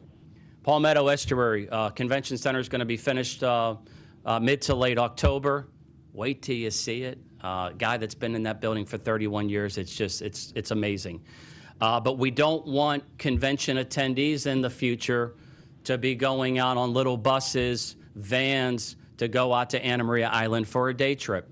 So the idea is to bring the water ferry to Palmetto Estuary. We're communicating well with the mayor of Palmetto, the CRA, to be able to bring a ferry to that landing. We'll have to build the landing. And then we just jitney the attendees' families down to Palmetto Estuary. Riviera Dunes residents or Sanctuary Cove can walk or take a golf cart down there, board the water ferry, go out to Anamaria Island for the day. Let's continue to use that beautiful asset called the Manatee River. Just a preface for the public. Before the board approved to go ahead and start this water ferry operation, through talking with a lot of boat operators, looking at the expenses, we said this is going to be a system that's going to need subsidy. As we sit here today, it's being subsidized. The great news is we're not using ad valorem tax to subsidize the water ferry. So it is tourism tax, a little bit of beach concessions. Are we going to work like hell to bridge that gap between the revenues and expenses? Absolutely. You never say never. You turn every rock. We're learning every day, from fuel to maintenance, everything that we can do, buying boats in the future. So we'll keep hacking away at it. There has been some one-time costs because of damages from the storms and all that. So hopefully things will settle down where we're just into expenses with maintenance and revenues, and that's about it. So stay tuned. We are working with Michelle Davis and her team, the grants writers from Manatee County. They are looking at every grant on the planet to be able to help build piers, docks, buy future water ferries. We have all the match dollars that we can get. So stay tuned on that as well. Just a few did you knows. We do have a ferry perk pass. So if you buy a ticket, you'll get a perk pass, and all of our hospitality, our restaurants, our attractions are offering discounts. It's being used really, really well. It's become popular, and it really helps push revenues to the hospitality industry. Really, really important, this MCAP My Stop app. Chad Butzo and his team have done a great job. So if you're sitting at the Anamaria Oyster Bar on Bridge Street, and you're eating lunch and you want to know where's the water ferry, is it on time, is it running late, you can actually go to that app and it'll tell you exactly where that water ferry is at any given time, so then you can prepare accordingly. We don't want people waiting on the piers for 40 minutes wondering where the water ferry is, so that is a great tool that's been very helpful. And then social media keeps growing. We overall get really good comments. The third-party water ferry company out of Clearwater has done a really good job in their cruise. Like I said, we've had 2 captains, one of them born and raised in Palmetto, that have been here from the start, and they've been really our leaders, our champions with that as well. So that's my update. We're going to keep on the pedal. You know, the Board of County Commissioners have lived up to their promise to say, you know what, we all concur that we need to continue to focus on enhancing multimodal transportation. And when we do that with not using ad valorem tax, it doesn't get any better. And if we can use this water ferry to enhance the quality of life for the residents that live here at no cost, then I think we're meeting our objective. So with that, Mr. Chair, if there's no questions, I'll go away. I just wanted to say, as a commissioner, I never voted for this. I didn't support it because there was no return on investment. And as you can see, there isn't. It's being subsidized. That you're using the concessions fees with tourist tax. And I really wish, Mr. Bishop, you'd reconsider that. Concession fees were meant for the 3 cities. And we've been through the worst disaster in my lifetime, well, since I've lived there. And our 3 cities could come up with something to use that monies for.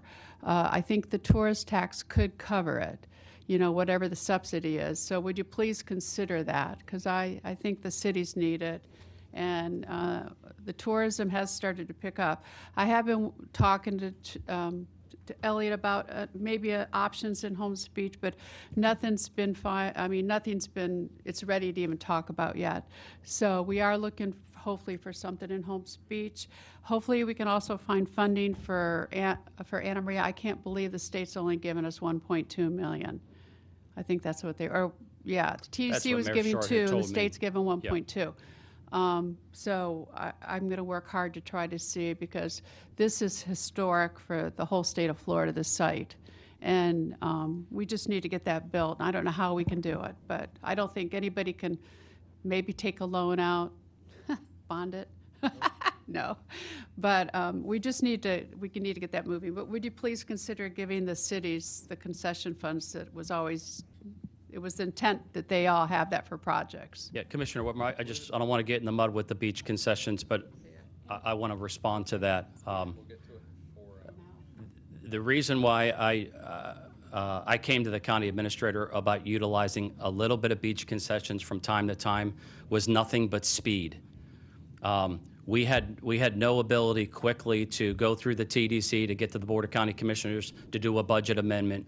So that was the fastest path to get Bridge Street open and get Coquina open so we can build on that momentum.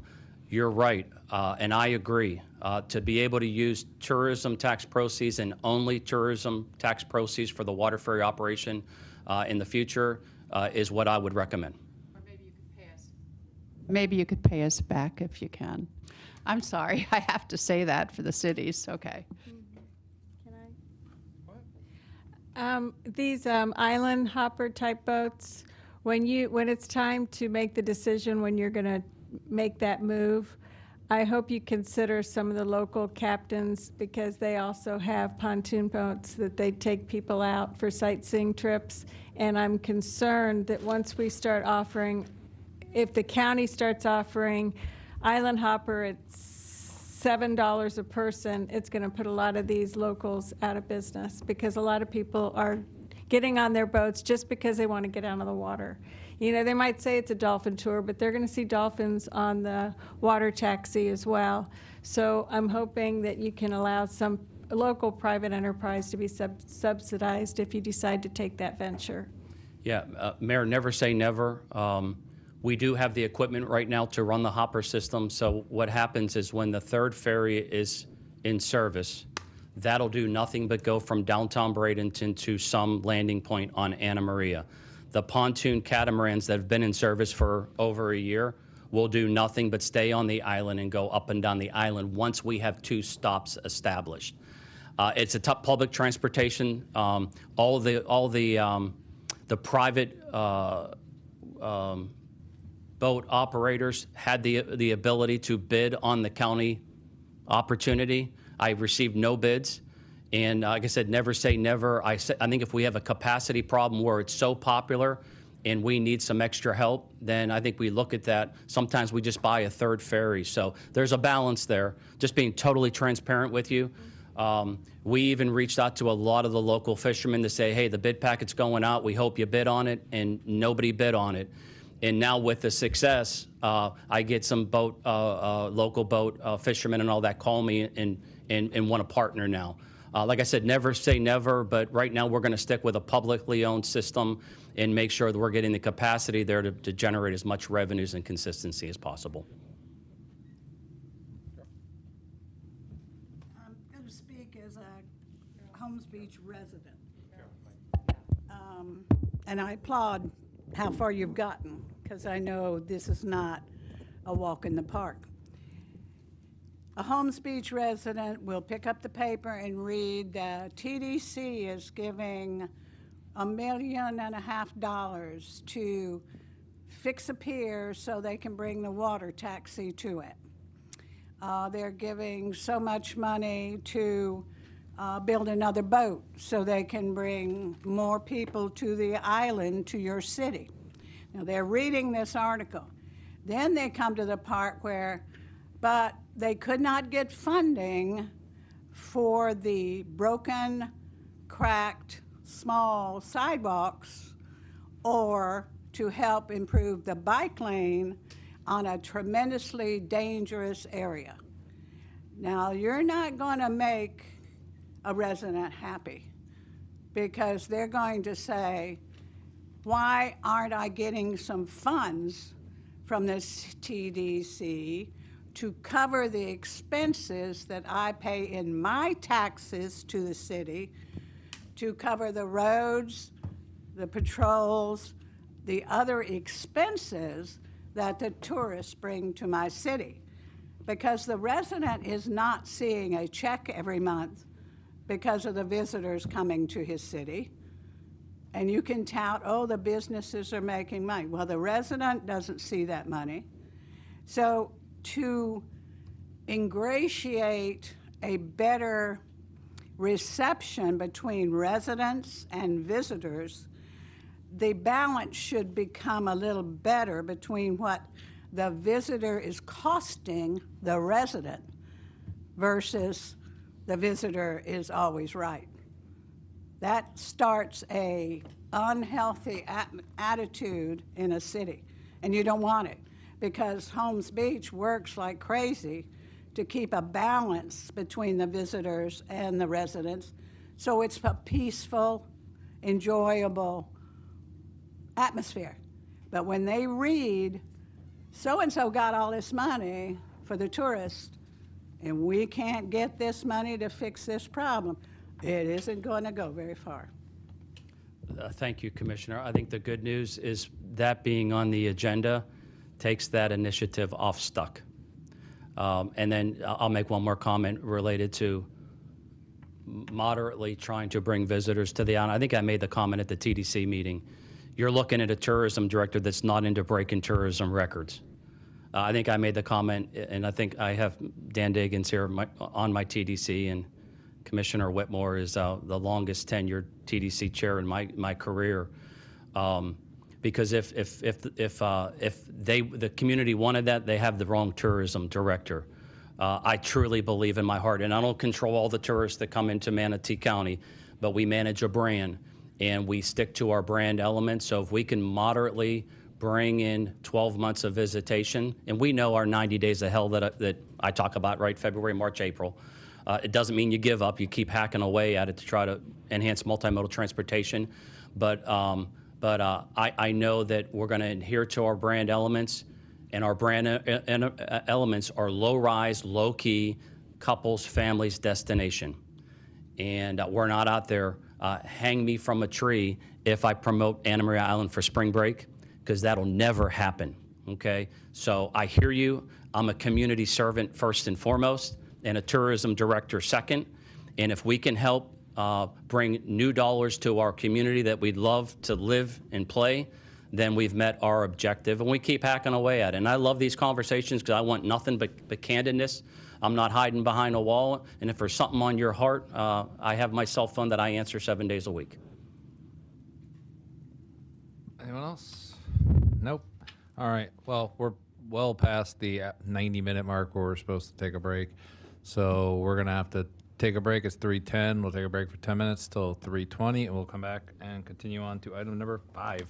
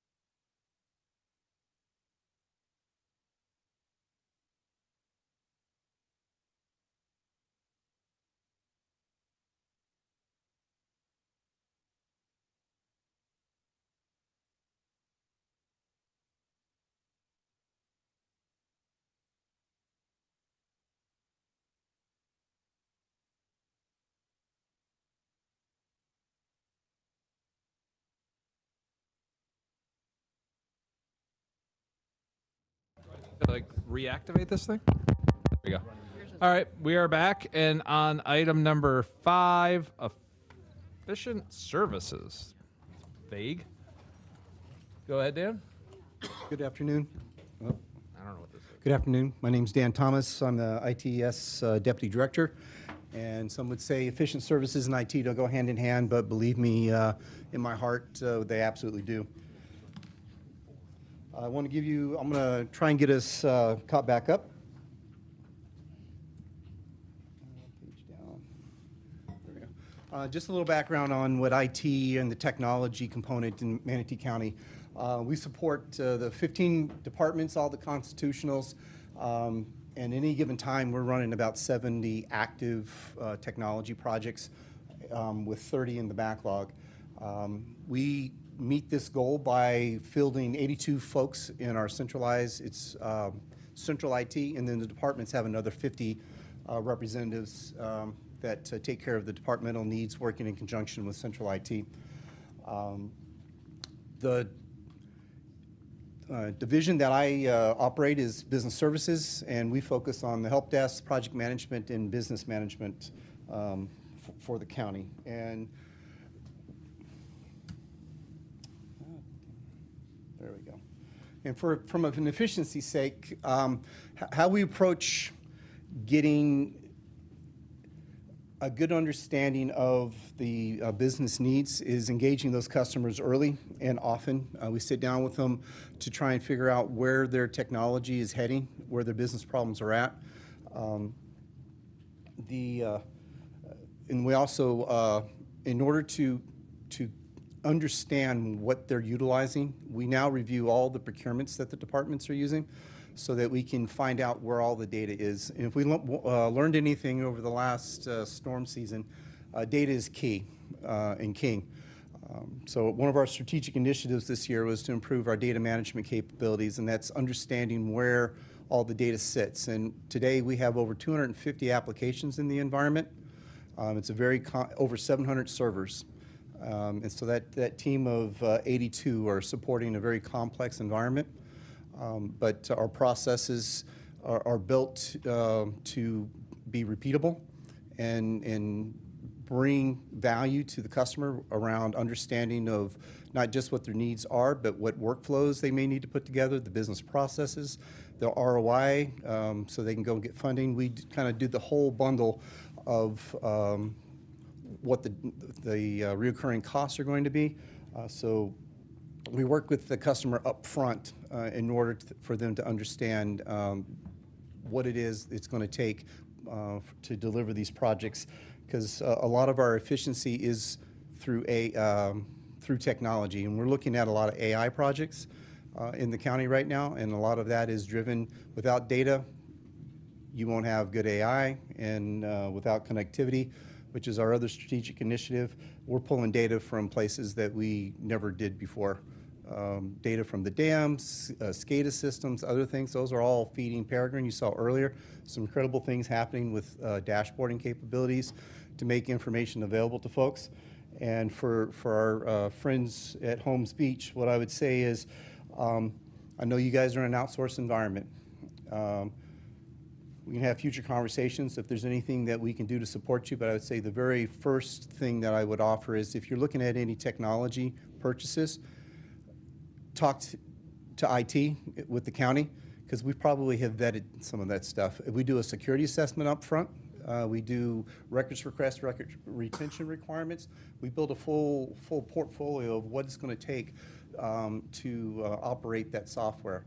And for a smaller municipality, what concerns me, just having done this for a few years, is that your vendors are going to drive you, and we can help push some of that back.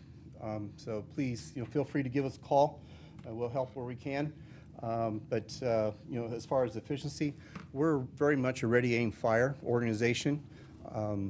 We are working into our processes some rapid prototype, because technology is moving faster, and with 14 departments and whatnot, it is constantly changing, evolving, especially in the AI space. Everybody's got AI. Some of it's not really AI, and if you don't have good data, you can't drive AI. So We do all those evaluations up front, so we can certainly help you with that, so please reach out.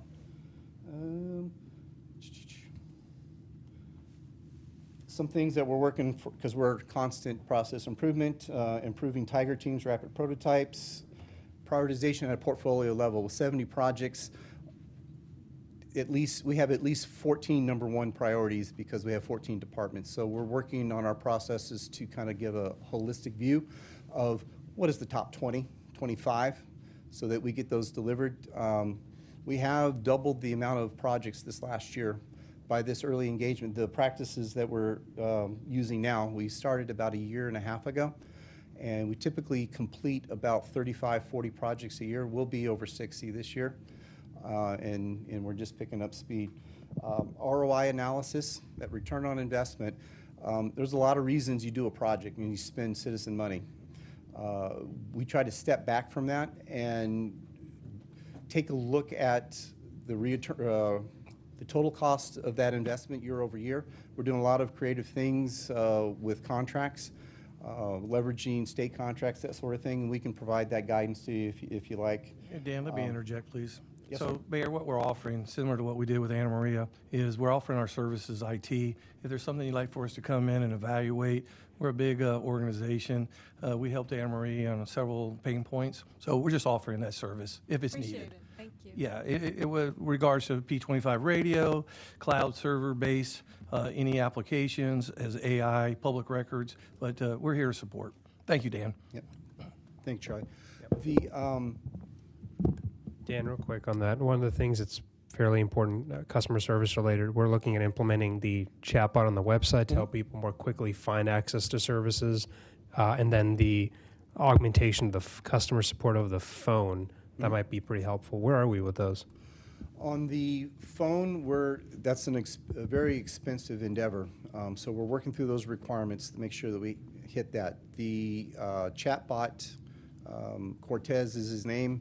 He will be he's in test right now and should be in the next, I think it's 60 days at the worst, that it'll be going live. But it's in test right now, just this week. But we do a AI rationalization assessment of every bit of AI that we have. And we're doing projects for you today that you may not, we've got station alerting at the firehouses, and that's the improved ability to light up particular beds, areas of the building for those firehouses so that the whole building doesn't get woken up, that we just very surgically alert those folks that are needed. If it's EMS, only the EMS folks will get the alert. We do a lot of, it's primarily in the radio space, but there are other things that we potentially could help you guys with. Thank you. Any questions? All right, sorry that was a little rushed, but trying to get us back on schedule. Thanks, Thank Dan. you. Thanks, Dan. But the offer's there, Mayor.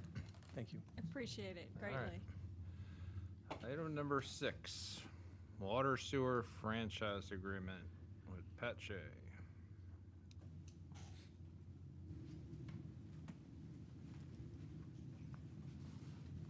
There. All right. Well, good afternoon. Pat Shea, Utilities Director here for Manatee County. I'll follow Drew's lead and try to get us ahead of schedule or back on schedule. So as you may be aware, we provide drinking water and wastewater services to your fine city, and as part of that, we do that under a franchise agreement. Franchise agreement's been in place for quite a while.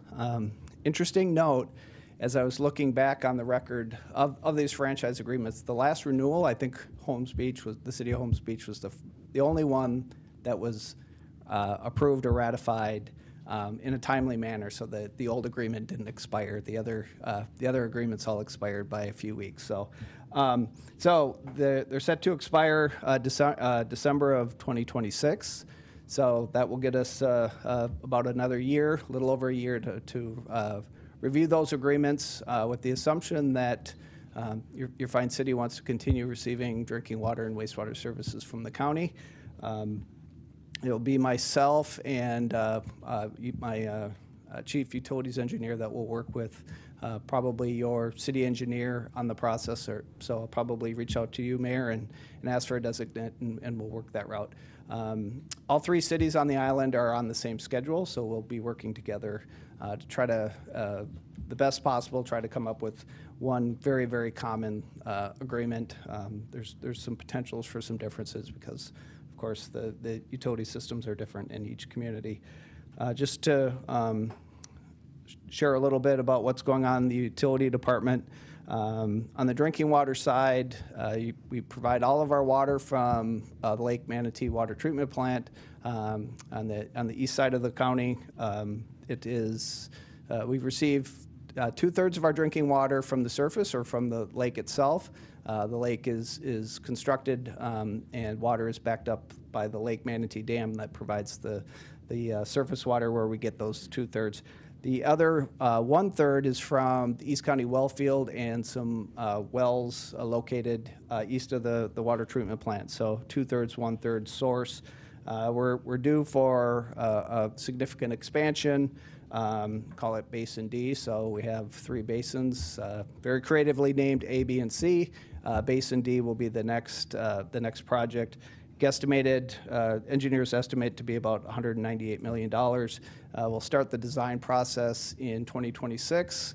The procurement method we're investigating is a progressive design build, so we will be able to make some necessary rehab and improvements to the plant while it's being designed through one single contract. The Southwest Regional Water Reclamation Facility, which serves your community with wastewater treatment services. We're in the process right now. That project is currently in design with construction slated to start in 2026. It's about a 3 to 4 year project already in design. Again, about $200 million for that project. So we are expanding that plant at its current 15 MGD to an 18 MGD facility in the next couple years. And with that, I will stand for questions. Do you have any questions for me? Nope. Oh, sorry. Go ahead. Thank you. Our Clean Water Committee is. I'm sorry. I'll remember that someday. Our Clean Water Committee, formed 4 years ago, has done a lot of water testing. In fact, just waiting to get the results, hopefully next week, on our last phase of water testing, one of which, the first phase, was on drinking water, and more or less a focus on the concern that we're all aware of, as you are, I'm certain, of the PFAS, the forever chemicals. And the results of that and the 10 sites that were tested more or less provided some insight into the best means of protecting against and filtering PFAS out of our drinking water. And that's, the process is very clearly identified as reverse osmosis. On a large level, on a county basis, is that a function, is that an option that our county can pursue, and that the science is known, the technique is well established, the equipment available to protect all of us for the concerns that these PFAS are causing? Yeah. Councilmember, great question. So forever chemicals, is a ongoing issue. Our testing has indicated that we're about 25% of the standard. So to share it with everyone in the group, if you're wearing an Apple Watch with the Apple band that you have on, that has PFAS on it. There's PFAS in the carpet as a chemical treatment. Your water bottle itself, you're getting PFAS from that. It is forever chemical because it does what it does very, very well. So it is everywhere. To answer specifically, does reverse osmosis work? It does. It really cleans everything out of the water, makes it H2O. H2O in itself is corrosive, which is why things dissolve in it. makes it very difficult to transmit at large scale. It's also very energy intrusive, so it's very expensive. It takes a lot of energy to produce. But it is something that is used, across Florida to treat brackish water, salt water, to make it drinkable quality. It's just a matter of cost. So right now, we are looking at an RO plant at Buffalo Creek, which would serve the north part of our region. Right now, because of our watershed protection, and the fact that there's not a lot of PFAS in groundwater, we're sitting in a very good place as far as, if you look across the country, of not having a measurable number by the Safe Drinking Water Act and the EPA DEP to have to treat PFAS, because we're very, very low.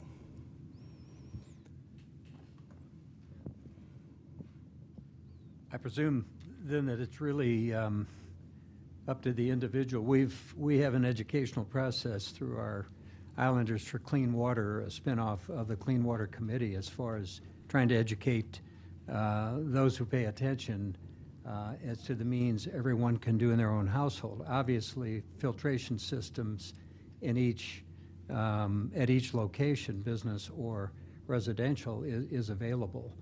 And I guess in the interim, that's the best way for us to protect ourselves and one another until there's the possibility of a county-wide filtration system that would pretty well minimize the need for individuals to have to provide the safety and filtration for themselves.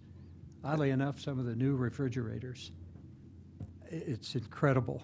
Of the 10 households, our home was one of them. We have a whole house filter system, but it wasn't a PFAF designed, just carbon and debris. But it was the second most effective. The most effective of all of the test sites was a refrigerator that had a PFAF filter in it. So it can be, on a household basis, very inexpensive too. Yep, I was going to say that the new refrigerators coming out, the point-of-use device or the filters on your refrigerators work remarkably well. It's probably the most cost-effective, nationwide to look at it as an issue. As Americans, we use between 80 and 100 gallons a day of drinking water. That's what it takes to serve, and that's washing your car, washing your clothes, drinking, showering, flushing, all those things. So think about how much water you actually consume, and to spend $10 1,000 gallons to treat water for the minimal, for the 1 or 2 gallons of water you drink, is extremely expensive. So looking at more creative point of use devices, if you're concerned about PFAS and you want to get to that number, if you go on, just Google and look at some ways to minimize PFAS in your environment. Drinking water at the levels that Lake Manatee Water Treatment Plant puts out is not a significant concern. Okay, thank you. You're welcome. All right. If there are no other questions, we move on to item number 7, potable service water line on Anamaria Bridge. Good afternoon. Scott May, Public Works Deputy Director of Engineering Services. Just to give an update, we have awarded the contract to DBE. They have a contract signed, and it will be starting once the materials have come in. We haven't got a date on when the actual delivery of all the material would be, but currently they have a completion date listed of October of 2026. And we are, once they can get a date of when the materials will come in, see what we can do to push them to get done sooner. My guess would be more like the beginning of October at the latest would be it, because they still need to remove it from the bridge and all of that. But it's going to take numerous months to get the new line in, get it tested, pass all the back tees and the chlorine and everything in the testing. So as soon as that's done, then they'll be removing the pipe off the bridge. Great. Good job. Thank you. Wonderful presentation. Are you going to leave the existing one in place while you install the new one? Yes, we need to leave it in place because that's how we serve the islands. I know when it first went down, we had half the water pressure out there. I was just wondering, you're going to leave? No, we'll leave it in place because we don't want to end up where we're at half the water pressure, because Okay. then if something happens to the other feed, Yeah. they're completely without water. And And we what- we don't what- want to take that chance. What's the transition time when you cut over? It'll just be a couple of overnights, basically, where they go to the transition. I don't think you even noticed it when we did some of the transitions that No. we did on Cortez. I don't think you'll have the same issue here unless knocking on particle board here in this case. But unless something goes extremely wrong, that, is always a slim chance, but. Thank you. I just wanted to thank staff for working quickly on that. I pressed the issue when I started. Just wasn't acceptable to have a plastic line sitting for years until the Manatee Avenue Bridge comes in. So thank you guys for accelerating that, Charlie. So timeline looks great. Any others? Good. Thank you. All right. Hope you enjoyed the slides. They were beautiful. All right, moving on to item number 8, beach patrol funding. All right. So in your packets, did you not. guys We have information that I've given you with actual man-hours that have been spent patrolling Kingfish Boat Ramp as well as Manatee Public Beach, going back from 2016 to current end of 2024. And that averages per year about $146,000 a year in man-hours that we spend, that my officers spend patrolling the public beach as well as Kingfish Boat Ramp. And we are asking for an increase. Originally, we were getting $10,000. I believe this last year, last 2 or 3 years, we've been at $46,000, and I've asked for an increase to $146,000. That covers about one officer's salary. Doesn't cover an actual officer, but it does cover the salary of one person. And I think that that's reasonable, considering the amount of money that we're putting out in man-hours patrolling the beach and Kingfish. So I'm hoping that you guys will agree and will up our fees. And when I spoke to Courtney, she also added into the request cost of living going forward. So. So I wanted to hop in there. So I don't know if that's exactly accurate, but I did want to provide a little bit of background. So here, Chief Tokinger, thank you. And I want to start off the conversation by, I got to know you so well during the storms. You've been wonderful. I know Jody feels the same way.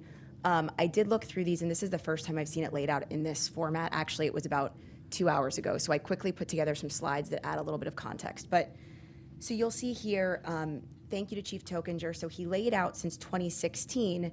I don't know if that's when the ILA was initiated, but you can see that there's totals for parking tickets, traffic tickets, and then he has basically his cost for his officers for that enforcement. So I'm going to use a comparison, but each year this is laid out, and so I actually made a summary table, which I'll share so we can see.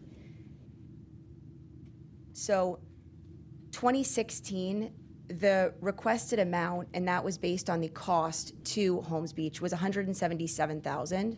And during that time, the ILA, we gave Holmes Beach, the county did $10,000. You can see that in 2024, the requested amount based on the actual cost to Holmes Beach was $175,000, $2,000 less than what 2016 was, and they're requesting $140,000 plus CPI annually. So that's one thing about the numbers, and I just think that there needs to be a little bit more information and maybe take a step back. We can do a study and look at what the numbers are. But based on those tables that I just read, I threw together this table of based on that alone, it doesn't make sense. The next piece is, this is a snapshot of what is actually in the ILA. It is not based on it's not based on the number of parking tickets, the number of traffic tickets, the number of arrests, the number of calls for service. The ILA is actually based on uniform crime reporting. And so if we do want to change the metrics for the ILA, we need to relook at what the ILA says and then go back and forth and say the parameters have changed. But this is what is actually in the ILA. It's a sample of what that attachment would be. And then one more thing. When we look at, again, the types of service, yes, there was, for example, for parking tickets, $392 that for example, Holmes Beach, that Chief Tokinger, you all had to pay for doing parking tickets at Kingfish Boat Ramp. But that doesn't also include the revenue that you collected, which was $75 a ticket. So while you're saying that it cost you money, you're not saying the revenue that Holmes Beach collected. So I think there's a few, when we look at this, I think we just need a little bit more time to look at the whole picture. And there may be things that I missed. I looked at this literally 2 hours before the meeting. And the UCR report that you showed, that's the only thing that's ever been asked of me to provide. And I do that, they get that as a monthly report. You know, they get our UCR reporting. I've never been asked for anything else, but I did do, we started collecting data in 2016 when we went to the new CAD. So we were able to collect the data from 2016 to present. I'm just looking at man hours, how much time we spend, in those locations that we're not, doing other things. And I don't want to discount the work or the relationship that we have. I think it's been phenomenal. I just want to make sure, I think we need to take a step back at this point. Perhaps staff needs to look at the ILA, figure out if this ILA is meeting the needs of Holmes Beach's board and our board, and then we readdress it. Because I also think that this is part of the elephant in the room is it's going to also impact, we can't be naive in thinking it's not going to impact the other beaches as well. Bradenton Beach will ask for more money. They arguably patrol more beach, and AMI will ask for more money. And so this is part of a much bigger discussion that we need to probably open up all three ILAs if that's the intent of our board. But so I apologize, this was sort of last minute, and I would have normally gone with you ahead of time. Any? Commissioner Shaver, then Whitmore, then Sleek. Go ahead. Thank you, George. Just as a point of reference, I think we have a very similar discussion, negotiation, and arrangement with Manatee County School District. And I believe the metrics are the same used for the school district with regard to the cost of providing that service. And essentially, that presentation then is multiplied times 75% because of the 3 months the school is not in session. So they, and the chief is the architect of this and obviously negotiates it, but from what we've heard, it's a very similar approach to identifying costs of providing that service, although not beach, it's in school protection, and we do get a full reimbursement for the months that our officer is on duty daily at that school. That's correct. Thank you. I understand where you're coming from, and I understand where Holmes Beach is coming from. The reason why you saw the 10,000 was years ago we got nothing, and one year I asked Ernie Pageant, could we have something? And he gave us 10,000, and that went on for many, many years. I understand where you're getting your data from, but I don't think 46,000 is fair either. So hopefully you'll look at it. 100, whatever we're requesting, 140 plus CIP. We're actually literally patrolling the public beach in Kingfish. And I don't know if any of this data that we were given shows if we were given any citations in that area. And is that what you're looking for? Because it's not clear. The data that was, I think this Kingfish was, and the public this was beach. provided from Holmes Beach. But For I the think it was whole from- city. Yeah, so here, Okay. and my recommendation would just be if we're looking at this holistically, we should also include the revenue that the police force brought in as well, because there are tickets, we don't collect that revenue. If Holmes Beach issues the ticket, they collect the revenue. So I think there's a little bit, I just want to look at the whole picture. That's my recommendation. And I understand we handle thousands at the boat ramp, and we handle more than thousands at the public beach. I understand where you're coming from, and if we can't provide the data, I still think we should get more than what we've been getting. And so hopefully the mayor and Charlie Bishop and whoever and you can get together and come up with something fair. But if you're using just the data for the whole city, I can understand where you're coming from. So if we could get more specific, because we do have those cameras. I don't know what they do at the public beach or but I understand where you're coming from. Of course, we would like the money, but I also hear that you're getting ready for your budget stuff and you're going to be having some, cutbacks too. So I understand that, but I think we totally deserve more money. Thank you. I agree. I think 46,000, not counting for inflation. I mean, you'd certainly see perhaps a decrease from maybe late 19 throughout 2020, 21. Even the data shows a reduction in parking tickets, traffic tickets, arrests, some of the numbers. And I just got this when we started, so and studied deeply. But the numbers did see a significant drop off in 2019, 2021, and then an increase in 22. Makes a lot of sense. I don't necessarily think we'll get the full ask of 146,000, but I think some number in between makes sense. Or initially, this board, when we met to have our budget discussions, we did not fund the 2 additional lifeguard positions, but I think that's going to be changing as we're hearing from DOJ, you're hearing from the independent committee. We're still the books are still open technically, so I'm sure staff are working on different ways to prioritize and work with the board as to what will be funded. But personally, I think we need to fund those positions. I think let's have staff figure out what the right number should be. I mean, there are not fewer people coming to the beaches, let's be honest. And first of all, I'd just like to thank you all for patrolling the beach and Kingfish Boat Ramp. I think that takes resources, that lets us save resources from the sheriff's office, Burlington PD. So first of all, thank you guys for doing that. I wanted to recognize it. Chief, what do the calls look like? Because you all have LPR technology, not calls. What does the volume look like going out to the beach through the Causeway? Because you have LPR technology that tracks it. I think a while ago we talked and you said 75% were from out of town. You were seeing increasing numbers. I'm just curious. Yeah, we are seeing increasing numbers of traffic, and I think that the numbers we got from FDOT put us at about 22,000 cars average this year. Okay, and then it goes up over the weekends. There's some fluctuations. Yeah, they do it. They don't actually do it by day. They do it by the whole year, and then they divide that by 365. Got it. The numbers that came in were, I think it was like between the coming north and south on Gulf Drive and on Manatee Avenue, you had the two of those together. I think it was like 22,000 cars, which is up from like 2016. It was like 15,000 cars. Okay. Per day. So we're getting a lot more people. We have a lot more. I know that Elliot said that he does not talk about it being a spring break area, but we are getting a lot more groups of younger kids that are coming to the beach from Tampa, Lithia, Polk County, and they're part of our concern. And they're parking over at the church right next to the public beach. And then you have like 3 different groups of 100 to 150 kids that all had their Facebook or whatever they're using, their whatever tech they're using to talk to each other, that all come out there, and then they are drinking. And adding alcohol to a juvenile does not make them more intelligent. It does not help with the fighting and the other things that go on. Real quick.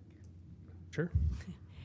Yes, any way you'd like us to present this data so we can do a formal request, we'll be happy to do it. It is important, and because police officers, their wages are always continuing. Any year we're not funded and it's the same amount, well, then we're actually being defunded. There's a lot of equipment that's required. They're on the side-by-sides going up and down those beaches every day. The fighting has increased. Summers are hot. What the officers are exposed to on a daily basis and in these busy weekends, anything you can do, we would greatly appreciate.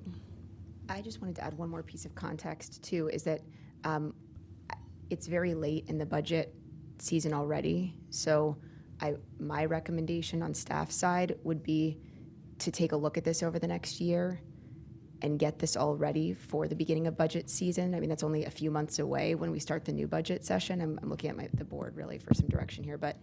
And then one of the things that we really have to open up all of the ILAs with all the islands. And if we want to make this population-based, the population of the beaches, for example, we would need to change the parameters of how the ILA is written. And that would just be the cleanest way to do that.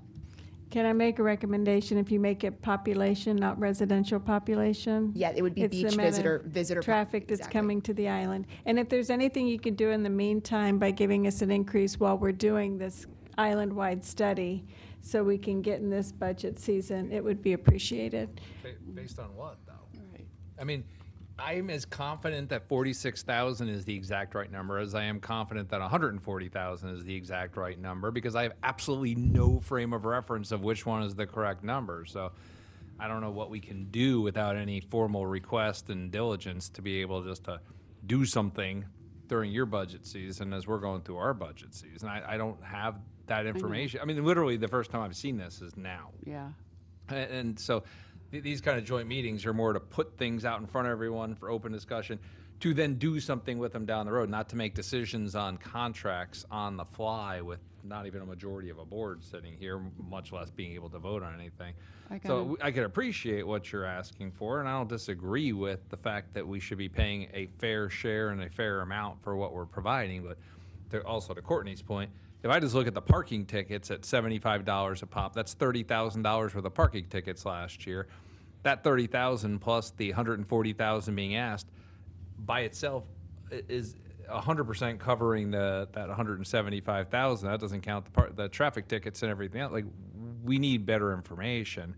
This is information that should have come in the spring ahead of our budget season. So we can certainly have a dialogue, but it just sounds like the request is, can you just stroke me a check for 20 grand? We'll call it even this year. Like, that's what it sounds like. It's not gonna be based on any frame. It's not gonna be based on any reality. Which, can I just respond to that? Which is true, and I appreciate that. We need to have a system in place on how this funding comes about, because it started at a 10,000, which to me is a figure pulled out of the air.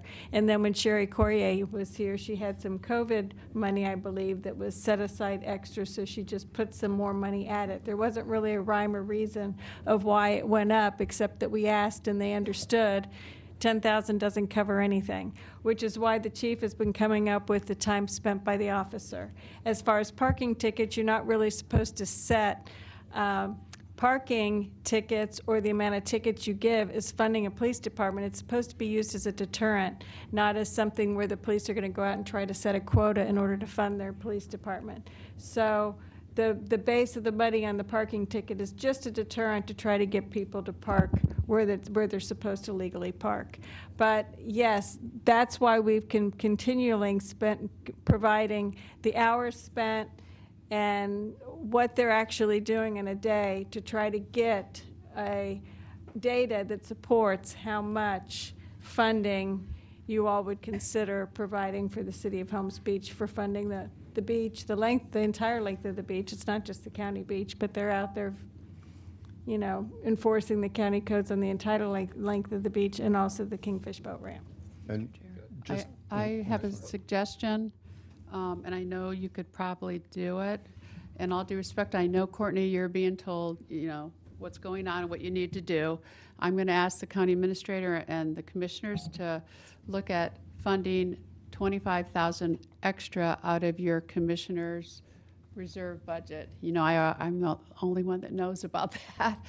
But I know you have like $500,000 a year or something like that. Everyone knows about it. You used to use it every year. Yeah, I do. But I mean, just to help out this year, $25,000 is, what would it be, 71? I mean, in all fairness, I mean, send us the math that comes okay, to 20,000. I'll go down to 20. Bid start But I do know you have at 10. I know you have unfunded reserve, on non-light unreserved for the county commissioners, and I'm not sure how much you have in there. I think you actually lowered it to 300,000. Not even that. Do you have any money in it? It's 500, but we've been using a little bit of it. Okay, so there is money to do it if the commissioners consider it when you're talking about your budget and flag it. We could take it out of animal welfare at Commissioner Whitmore's request. In all fairness. So much for Bishop. Yeah, Holmes Beach has been getting the short end. I mean, 174.5, I agree, but I mean, do you guys go out there? You know how it is out there. And we do need safety. So if you would at least consider it. Again, all I would say is have Have your people call our people. I mean, we need to have a. I'm just saying we can't make a decision here, and I don't even have a board to make a decision here. But you're talking specific numbers. I'm talking specific numbers. So I'm saying, I would say Judy, I would say your staff, reach out to Charlie and to our staff, and have a meaningful Charlie, discussion of something we'll that talk. we believe makes sense, and then it can go on to either the budget agenda item, or it can go on at the next regular meeting ahead of the budget, because Sheila's probably sweating over there, because our budget ends in 3 weeks. she's like, now we're moving stuff. We have a budget meeting next week. One closing point too is That's fine, but still, I would call Charlie so he can put it properly, because this is not the proper chain of approving contract extensions. yes, and the city. We're all offering to help. I'm just trying to explain the proper protocol. Now, I could say anything. Tal could say, let's give you $200,000. But you're not getting it based on that conversation. Like, there has to be a proper channel to it, and this is not the proper channel. This is the proper channel to make us aware of a potential issue that we need to assist with. And now we are aware of that proper thing. Now we have to go through the proper steps to determine the right number. And is there an interim stopgap number, which we're open to having this discussion about?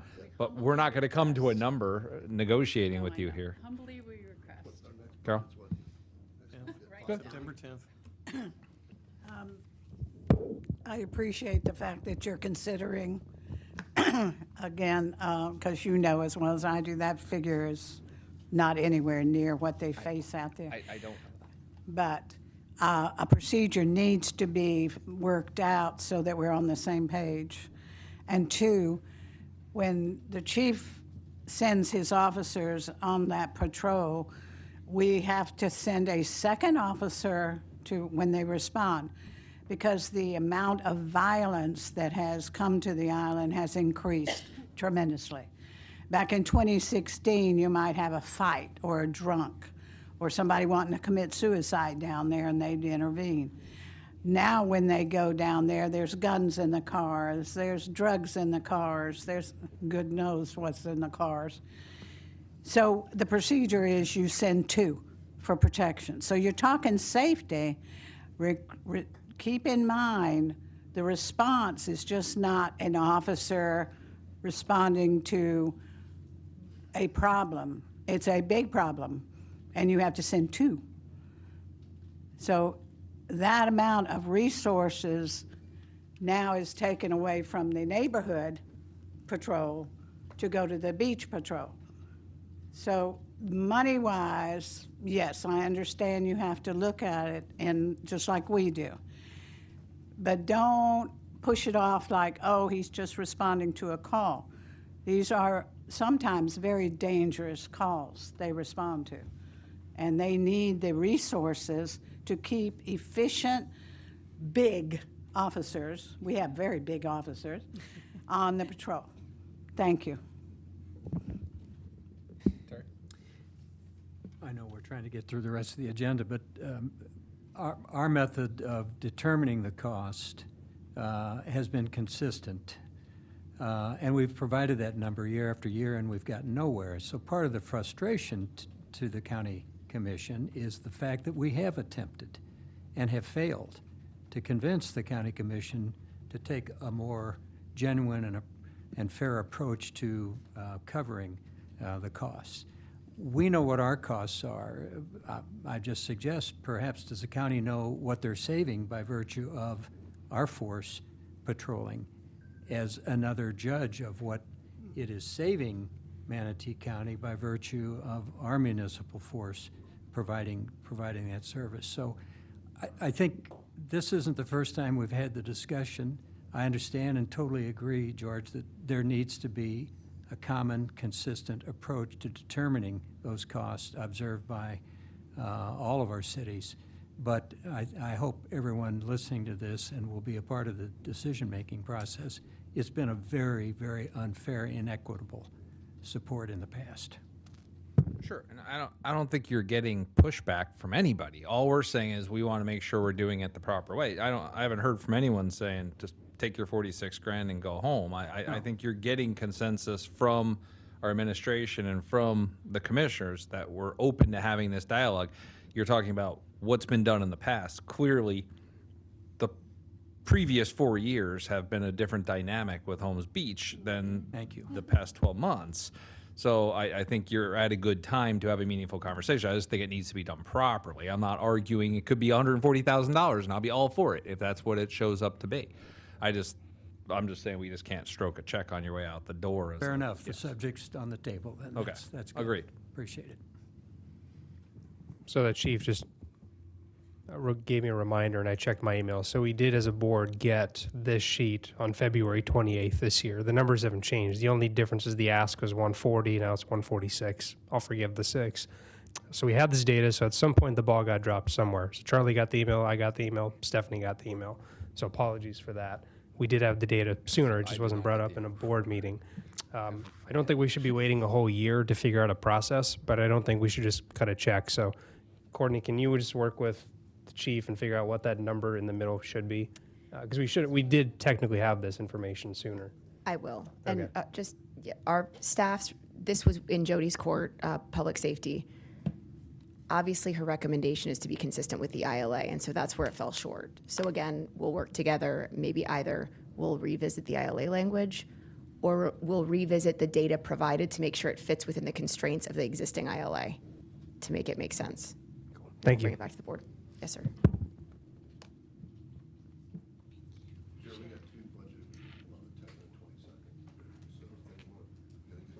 Sure. If we have information, even rough, if we've got the available funds, we could always do a temporary fund for this budget season, just with the understanding that we can adjust accordingly next year if it turns out it's an overfund. We can deal with it. I'm not pushing back. I'm just saying that's what our next 2 meetings are. If they want it done, we gotta get that done. All right. After that, books are closed. Okay. Beach concession funding. Go ahead. 11. No, we're on 9. We're on 9. We already did 10. We're on 9, and then we have 11, Giving 12. us an update on the beach concession funding. This is 9's just an update? Okay, go ahead. Sheila. You will give us an update. Good afternoon. Sheila McLean, CFO, Manatee County. Today I'm here to present the concession, the beach concession funding, explain the revenue streams, and then of course explain the guidelines of the use of these dollars, and then at the same time talk about the history and give you a little bit of a background on the financial summary and what we have, the county and the cities have used these dollars for. As we all know, this revenue was made up of revenues generated by beach concession operations on both facilities at Coquina and Manatee Beach in Anamaria Island. It dates back to 2010 when the county decided to establish this reserve. There is 2 different types of revenue streams that these monies are collected under the franchise license agreement. One is the Part A. What we call the Part A is the capital. It allows for the capital infrastructure to be, all these facilities so that we can rehabilitate those and make sure that those facilities are working up to standards and up to code. Those are, in Manatee Beach on both facilities, the agreement establishes a different percentage for each one, because of the size and because of the structure and because of the volume that they bring to the beach islands. In Manatee Beach, and these changes as per the agreement gets amended, so usually it takes like over a 5-year cycle for all these percentages to be established. So it's like there's a compensation adjustment every so often. Right now, the one that we follow is 2% on Manatee Beach, 4.5% on the Coquina Beach. So what does that mean is that of all the revenues that get collected by the franchise user, United Park Services, of all the revenues, they calculate a 2% on the Manatee Beach and the Coquina Beach, and all that gets separated. And it's set aside for them to be able to maintain and do capital infrastructure spends into those facilities. The Part B, that we call it, is the operational cost. So this one is the one that we call excess or surplus beach concession dollars. The agreement establishes that of the total revenues that the county the UPS, we call it UPS, is the franchisee, collects, the Manatee Beach keeps a 9.5%, and the Coquina Beach collects 11% of those sales. Now, all those dollars are maintained in its own accounts, separate, so that we can account for those on a monthly basis. Keep in mind, all these revenues come to the county 2 months in arrears, so that as of August 31st, which is the last data that I have and the money's received, we've already collected through June of their sales revenues. So keep in mind on that. So let's talk about the guidelines and the uses for the distribution of these dollars. In 2010, when these reserves were established, it took a couple of years until, first of all, the revenue started coming in. The franchise license agreement and some capital infrastructure happened. So a lot of the revenue didn't start kind of like coming in really truly until 2014. At that point, a resolution was established. The islands agreed with the county at the terms of this resolution, R14-119. That's the one that, as of today, guides the use and the guidelines of this use of the dollars. In this resolution, establishes that, I'm going to read, that the use of it is for several programs. One, shall be used to fund public capital improvements as long as they serve a valid purpose and benefit for the entire Anamaria Islands. And then also it can fund community planning studies or other consultant reports. Keep in mind, these are only one-time projects. So it cannot serve for other things that are except unless directed by the county. So that's one of the items. If a project is undertaken under this resolution, number one, the funding can be used directly by the county. Secondly, by one or more of the cities, which means only City of Anamaria, City of Bradenton Beach, and City of Holmes Beach. Collectively, we call them island cities, so I'll be calling you all island cities now.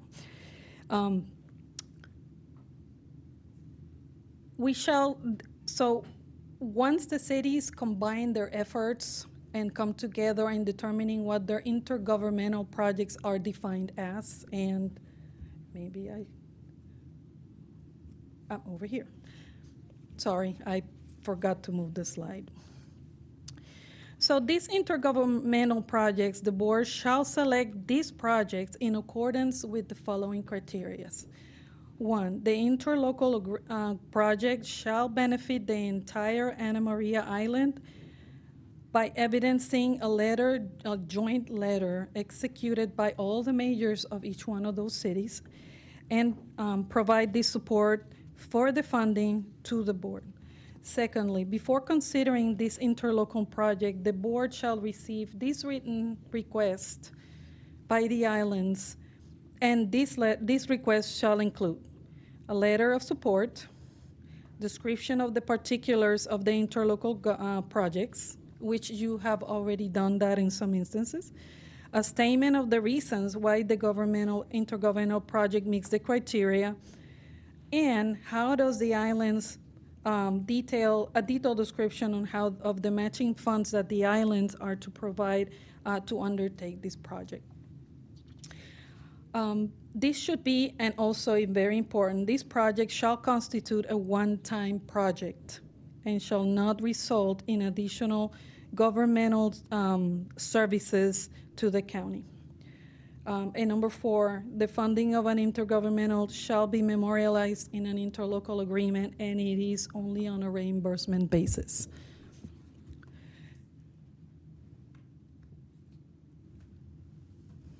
I also wanted to mention these revenues have come, and I'm going to move into the financial summary part, but I want to mention that these revenues in fiscal year 25 has sustained because of Milton, Helene, and Deb, and these two storms they sustained.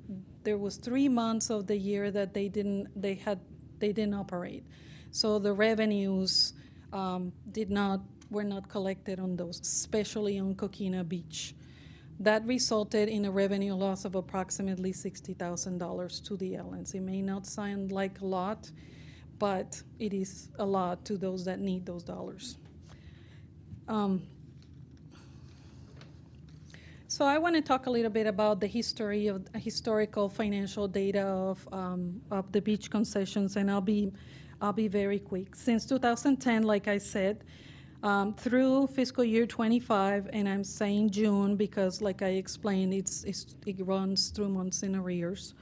The total amount that we have collected on each one of those island facilities has been a total of $9.2 million, $9,247,839, of which resolution states that the county is to keep a baseline, anything that the county has to maintain because it's its own facilities.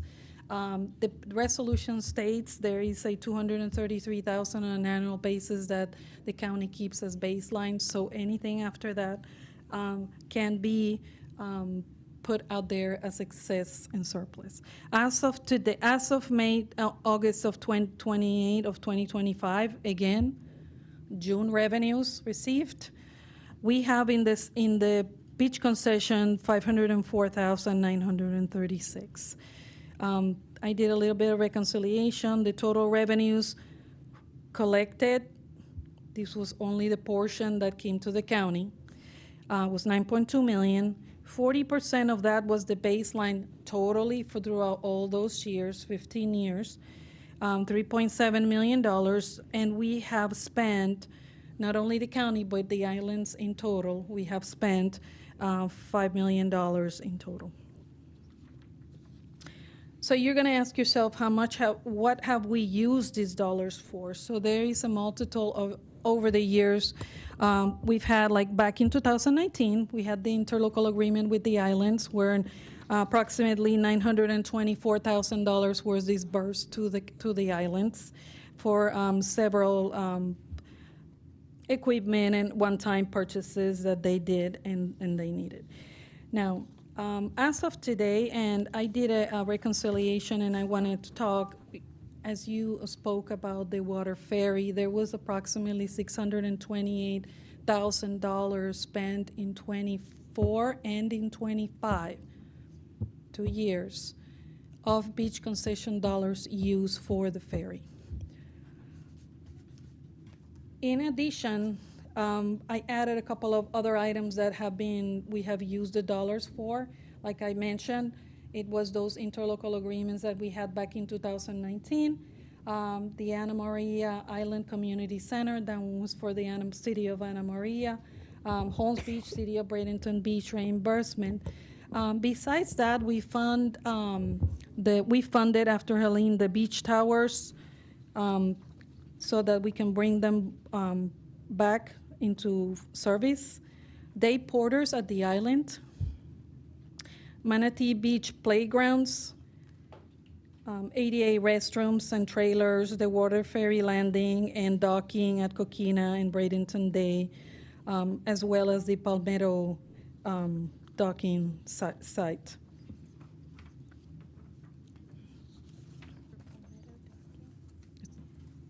So at this point, I'm done with my brief presentation.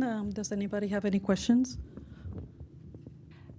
Thank you. That was great. I think we probably are the ones that suggested this be put on the agenda because we wanted to know what the balance was and wondering if this concession fund was still available for use by the 3 cities. In the past, it's come in very handy.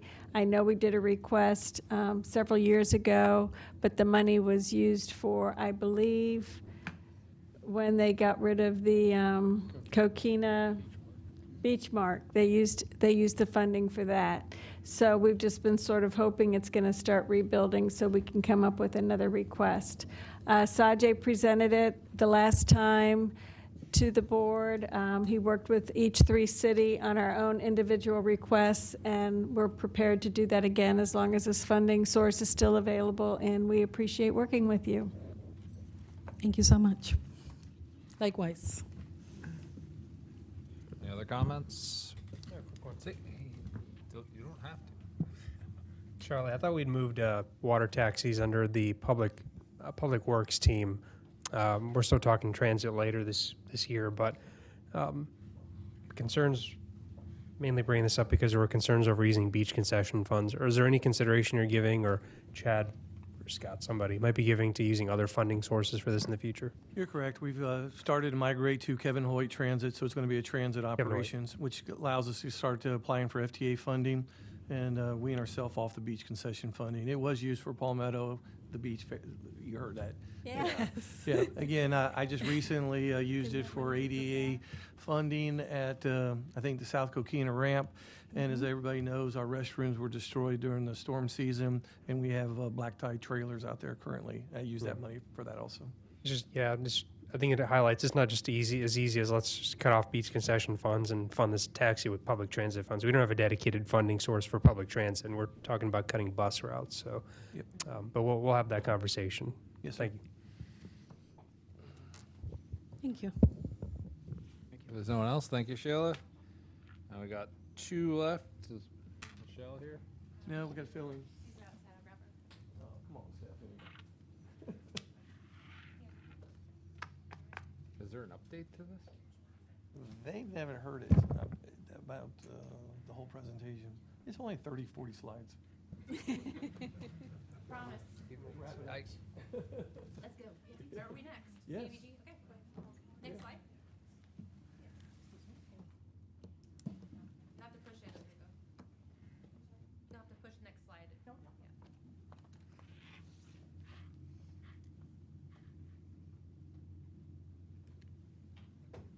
Good afternoon, everyone. My name is Odugo Oizu. I'm the Communications Coordinator for the CDBG DR Grant Program, and I'll be presenting on behalf of Michelle Davis, our Grant Division Manager today. With our current stage in the grant, I want to start off by explaining kind of what brought us to where we are today. We began with an unmet needs assessment. This was us going through both federal, state, and local data on the costs associated with the damages that we received across the county, damages to housing, infrastructure, as well as economic losses to businesses. This involved us going through data from FEMA, from the National Flood Insurance Program, as well as the SBA.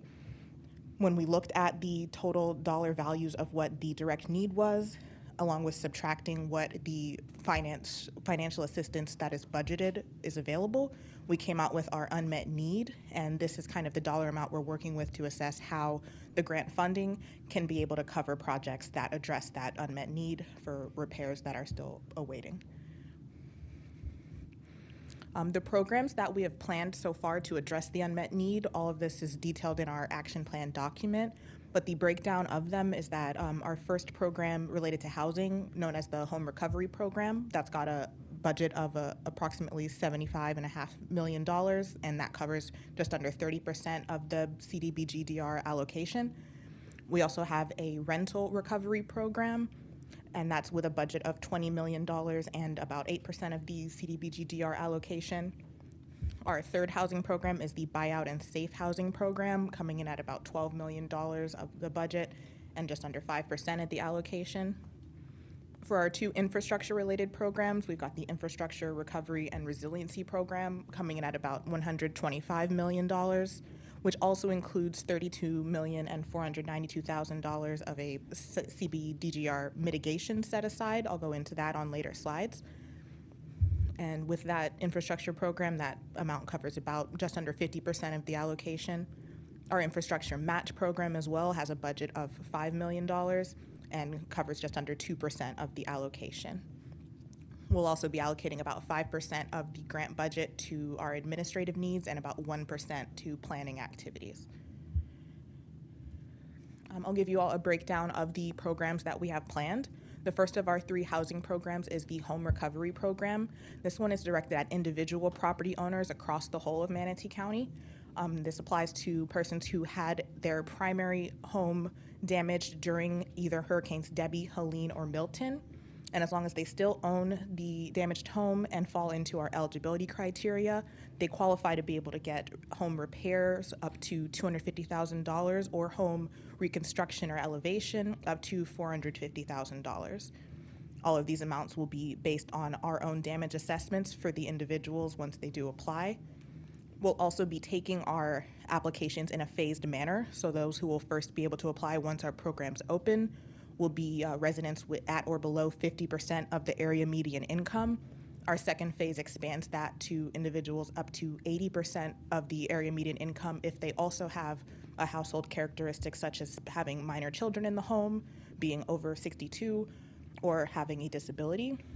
Our third phase extends our applicants to those who are under 80% AMI but do not have to have one of those extra household characteristics. And our fourth phase will include those up to 80 to 120% of the area median income. All forms of these assistance to housing come as a 5-year mortgage and promissory note, and it's essentially a forgivable loan where as long as the homeowner maintains compliance with the program requirements, the loan is forgiven after 5 years. And for this program, that compliance is to continue to be the property owner with it as your primary residence, maintaining homeowner's insurance for the full 5 years. And if the homeowner is in a special flood hazard area, they have to maintain flood insurance through NFIP perpetually. Our second housing-related program is directed at property owners of multifamily or rental units up to a max of 7 units. Here, as long as the property owner owned and occupied the homes during the 2024 hurricane and does not have any code enforcement or law enforcement complaints against them, they may be eligible for the program. The assistance amounts are the same, up to $250,000 for repairs or rehabilitation, up to $450,000 for reconstruction and/or elevation, and that is per rental unit. Here, the forgivable loans in exchange for the repairs are up to 10, or at an amount of 10 years if it is just repair or reconstruction, and for a rebuild, it is up to 20 years. The requirements for this program also include that the landlord may only lease the restored units to individuals that are at or below 80% of area median incomes, at rents that do not exceed the home fair market rents, and they must only apply to long-term rentals where the tenants prove their Florida residency. Our third housing program is directed at those who are residents of repetitive loss and flood-prone areas, and it is a buyout program to enable them to move to a safer housing location. The eligibility criteria are the same as the first housing program. It's just that these individuals must have a home that meets FEMA's definition of a repetitive loss property. In this program, though, we also will be able to prioritize households at or below 80% AMI, but dependent on program funds, we may be able to extend it to non-LMI households after the LMI households are served. Here, the assistance can be up to $450,000 of a direct payment to the homeowner for the county to become the owner of the home. That value paid out is based on the home's pre-disaster market value. And then once the county acquires ownership of the home, the property will be turned to open green space, recreational areas, or floodplain management purposes. And in this, we also have the ability to provide eligible applicants with a relocation incentive. This is extra funds that support them in securing housing in a non-flood risk area. Our two infrastructure programs with CDBG-DR starts with the Recovery and Resiliency Program.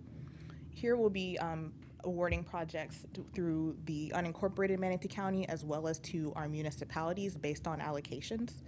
And here the county staff will manage and oversee projects that are awarded to the municipalities. Here the eligible activities include the repair, rehabilitation, mitigation, and resilience upgrades to critical infrastructure. And those systems could be flood control, drainage improvements, water and sewer facilities, as well as stormwater management systems. It can also include the acquisition, rehabilitation, construction, reconstruction, or the hardening of eligible public facilities and areas that serve community services, emergency response, or long-term recovery. For each individual project, those going through unincorporated Manatee County can be awarded up to a maximum of $50 million per project and a minimum of $500,000. Projects through the municipalities have limits determined for each municipality based on their allocation, with a minimum of $100,000 per project. With these program requirements, each municipality will receive an allocation based on population. These allocation amounts will be published once we have our infrastructure program guides made available later this year. And when projects are awarded, it'll be through an application process where proposals will be evaluated for their eligibility, whether they benefit low and moderate income household or areas, and whether they align with the county's evaluation criteria. Projects that do not have a direct disaster tieback, i.e. it is not restoring something that was damaged by the 2024 storms, these may be able to be funded through our mitigation set aside. That's the $32 million I mentioned earlier. And with all of these eligible projects, our county staff will prepare project recommendations and bring them to the board for approval. So I have a quick question. Yes, of There's a lot course. of data. Absolutely. That's good. Should definitely share with the city. Quick question. I have a real use case for you. Eligibility is a big concern. I heard from a resident in Holmes Beach yesterday that was concerned about issues they had with Elevate Florida. They heard some pretty preposterous claims about what they had to do to be eligible. But we seem to have some opportunities, some programs that might be able to help. Now, my concern is eligibility. Now, on the first spreadsheet for home recovery, you mentioned, and this can be a blanket answer for the rest of the programs too, but you said household income. I always thought it was a specific area where the average mean income the AMI had to be at a certain threshold. Are you saying it's per individual household for the? I'm just curious. Does that make sense? So AMI is defined as the area median income. This comes into play with our infrastructure projects because part of the evaluation will be assessing whether it can come out of the threshold for supporting low and moderate income areas that HUD gives us, which is for 70% of the funds to go to those. So that's where the area-based income calculations come into play. The three housing programs related to individuals, for those specifically, it will be individual property owners' Okay, income. good. So that will be able to support a lower income property owner who might be in a more affluent area. Got it. Yeah, I just wanted to clarify because there are certain areas where we are physically restricted from offering some programs, but then there's other places where you can. Then there's places you can color outside the lines a little bit. But we do have some residents on the island. They've been there a long time, West County too, that have asked me about this program. So I do have one resident of Holmes Beach that has reached out. So we're saying if they fall within that income threshold, we can say, hey, you can apply. Yes, we'd love them to be able to apply and see if they're fully eligible. That's all. Thank you. Of course. And I'll wrap up briefly with our infrastructure match program. This will enable our program to provide the non-federal cost share requirement for infrastructure projects. These are projects that may be coming through the federal agencies like FEMA, the U.S. Army Corps of Engineers, the Environmental Protection Agency, and the Federal Highway Administration and Federal Transit Administration. The maximum assistance for each project is $5 million with a minimum of $150,000. With these, they're open just to the Manatee County municipalities and for projects that do have a tieback, meaning there was already damage experienced. Municipalities will submit their applications for funding in this program to the county with our county staff preparing it for board review and approval. Thank you all for hearing my presentation. Are there any other questions I can answer? Any questions?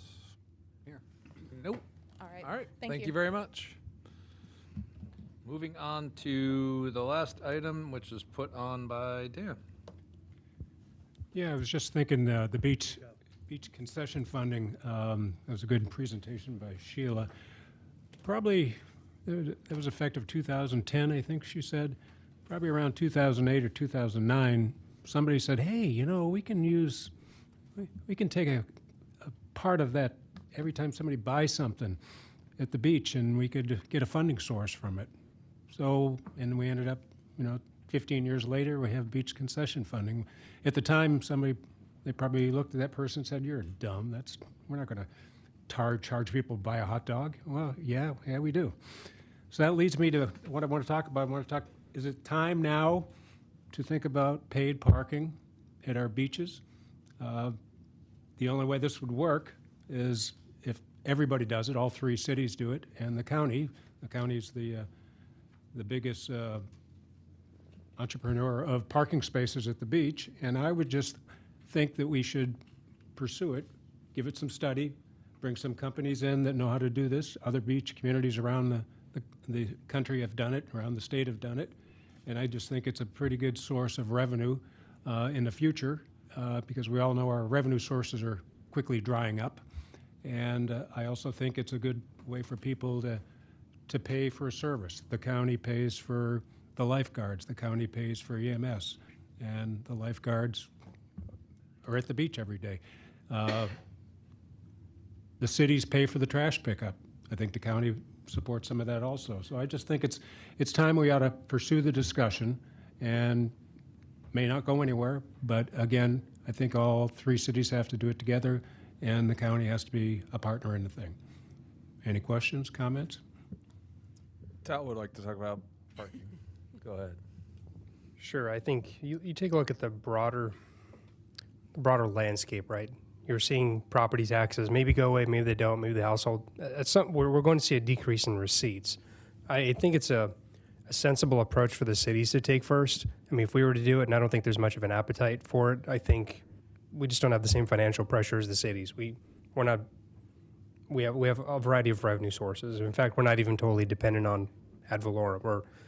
It's not the best way to put it, but we're, I think, bottom 10 in terms of reliance on ad valorem is what the State House Committee on Property Taxes found, which is really good.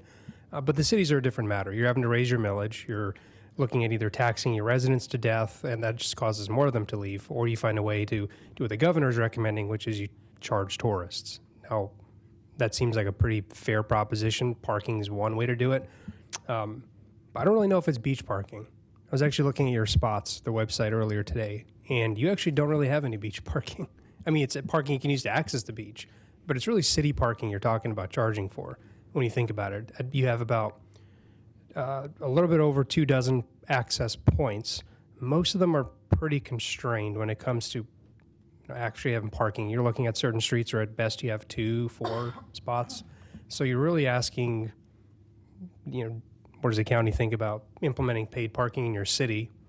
I don't care. I think it's fine. It's your city. You should do what you feel is comfortable. I think if the county were to do something, I think that might be detrimental to the cities, frankly, because if we charge for parking, then now your neighborhood streets are just getting flooded with people, and everyone hears those complaints.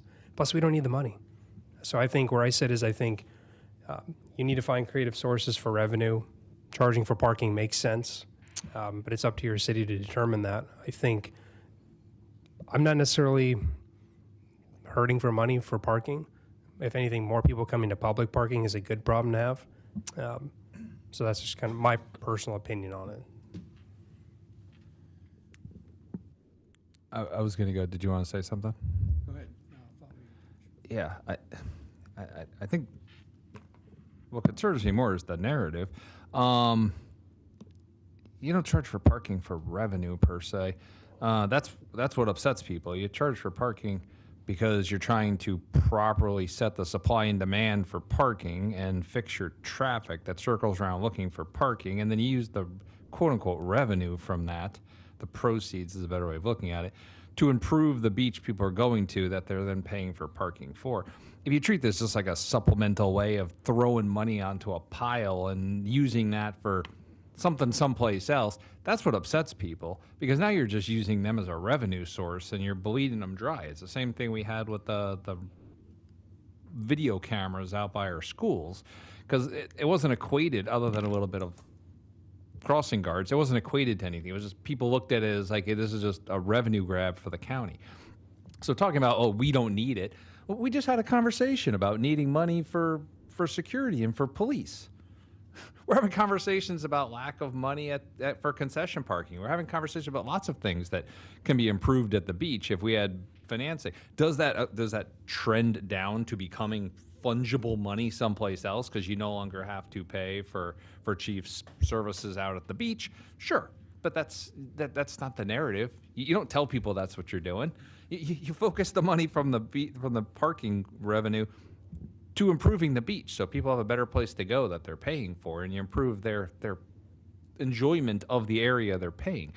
At the end of the day, because I read an article, because you guys just had this conversation, right? And AMI Sun or somebody just you just put out an article on it, and one of the comments was, "There's nothing you can do to fix the parking problem." I think it was your comment, actually.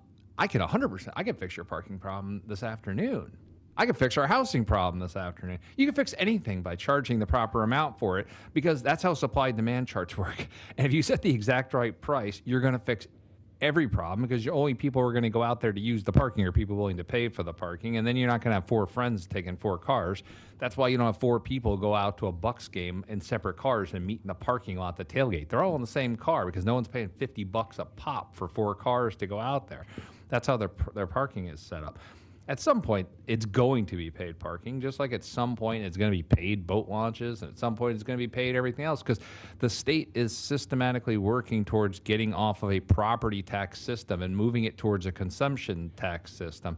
Is it regressive? Yes. But is that the world we're going to be living in? Also, yes, because there's only so much you can keep charging people who don't use the beach to supplement people's parking for free that do use the beach, because they're going to be sick of it. We have this conversation about garbage right now. We're switching to once a week and no bulk pickup and all this. And our argument has been, why should somebody who doesn't need bulk pickup subsidize somebody who does? Well, why is somebody who doesn't go to the beach or properly carpools to the beach, or even better, uses the buses we provide or the water taxes we provide? How come we're charging people $8 a head to take a water taxi to help with our traffic, but then if you cause our traffic, you get parking for free?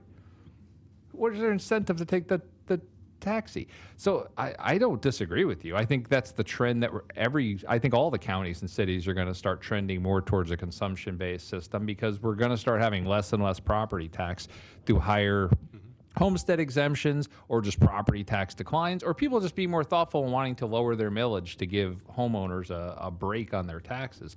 But the revenue is going to come from somewhere. So I agree that the county is the big piece of it. I disagree that this is simply based on revenue and you guys need it and we don't, because I think at the end of the day, the island should have some uniformity to it. And in reality, if you do it properly with dynamic pricing, then you're not paying anything for parking on a Tuesday afternoon in October, because there's plenty of parking available out there. Where you're paying for it is if you're going out there on a weekend, you're going out there in the summer, you're going out there some other time. And that revenue can supplement, Chief, that revenue can supplement garbage cleanup. That revenue can supplement the concession parking if it's done properly. And nowadays there's systems in place that allow you to do it properly. So I think there's a lot of work that needs to be done on it, but I think it's a trend that we're going to have to go on, because it's inevitable, and you might as well start getting the plans in place now. So everybody I talk to says it's inevitable, but when does that begin? And I understand what you're saying. Perhaps the narrative was wrong to say revenue, but then you also said eventually it's going to have to be used as a revenue source. So what I'm saying is you can focus the things that you're doing to improve the enjoyment of the beach tied directly to the revenue that comes from the people who use the beach. And yes, that in effect does become fungible, because the money you're spending now on security or on trash pickup does become flexible money for someplace else. So it nets. But I'm just saying that the perception to the public has to be more, this is to better tie in supply demand. There's a finite amount of parking, and we're going to use those funds for things that when you do get to the beach, ideally via bus or which is free, or via water taxi, or via carpooling, you're going to have a better quality of enjoyment there, because there's going to be less garbage, there's going to be better concessions, there's going to be better security, there's going to be less danger out there, because we're using these funds for the improvement of the beach and the enjoyment of the beach. That's what has to be presented. Yeah, because traditionally what happens is that people don't know where there's available parking spaces. I've done ride-alongs with the chief, and the chief tells the people there's a parking space over here. But if we do an automated system, they will know on their phone, or they will know ahead of time where there's. So that will improve the process. And I guarantee a disproportionate share of your traffic is people looking for parking. If they got on the island and immediately went to a parking spot, it would help your traffic tremendously. And so if you priced everything at, where you're not trying to get 100% full, you're trying to get like 90% full, because you always want a couple of spots. If you want somebody who's willing to pay for that parking to find a parking spot, and then they don't circle around endlessly looking for a parking spot. They just go and park. And then it helps with your traffic, because right now you have people going up and down, and then they have to back out because they thought it was a parking spot, but that's really just for golf carts. It's like, oh man, now I'm doing an 8-point turn to get back out around there. Like, that's what's causing your traffic. if you set it up where there's always parking available because you priced it properly, so there's always a couple of spots available, then you're helping with the beach cover cost, and you're helping with your parking, and you're helping with your traffic. I just wanted to get the conversation going and possibly hold a workshop at some point, bring some vendors in and see what they've done in other locales and see what they... Go read the book High Price of Free Parking. It's the densest book on parking you'll ever read. It's like 700 pages, but... A high price of free parking. Yes. All right, thank you. Talking about the challenge of parking just reminded me of how much I was driving around in the parking garage trying to find a spot in the parking garage here. Right. Yeah, I was going for the free parking. That's what I was going for. But first off, I wanted to thank you for having this meeting. I think it's very productive, and I think it helps build the bond between the cities and the county. And I think, and you've probably heard through discussions with the mayor already that, I can speak for myself, but I think I speak for others on our commission that we're very have been excited and are very, I think, very positive of this current board of the county, and we appreciate the work you're doing. And we want to support that. And I know a lot of the work that you've been focused on in Strain is dealing with development. And a lot of what we've been talking here about the interest and the challenges of Holmes Beach ties directly into development. And it's growth, right? It's handling the growth. And what we see ahead is more of that and more intensity of that. And the intensity of that is putting more pressure on our policing and our, and what I feel, and I believe other commissioners feel is, and I would assume for the county commission, is trying to maintain the quality of life for our residents. And not just the residents, but in Holmes Beach, we have stakeholders too, who are small business owners and a lot of whom are former residents that have been priced out of the island, and then they're coming back and they're supporting the businesses. They're supporting the residents and the communities, and they're engaged with the island. And they're also the ones enjoying the beach too. So I want to mention that, we had a consensus right now that Holmes Beach, and I want to put it on record, is that Holmes Beach is not interested, right?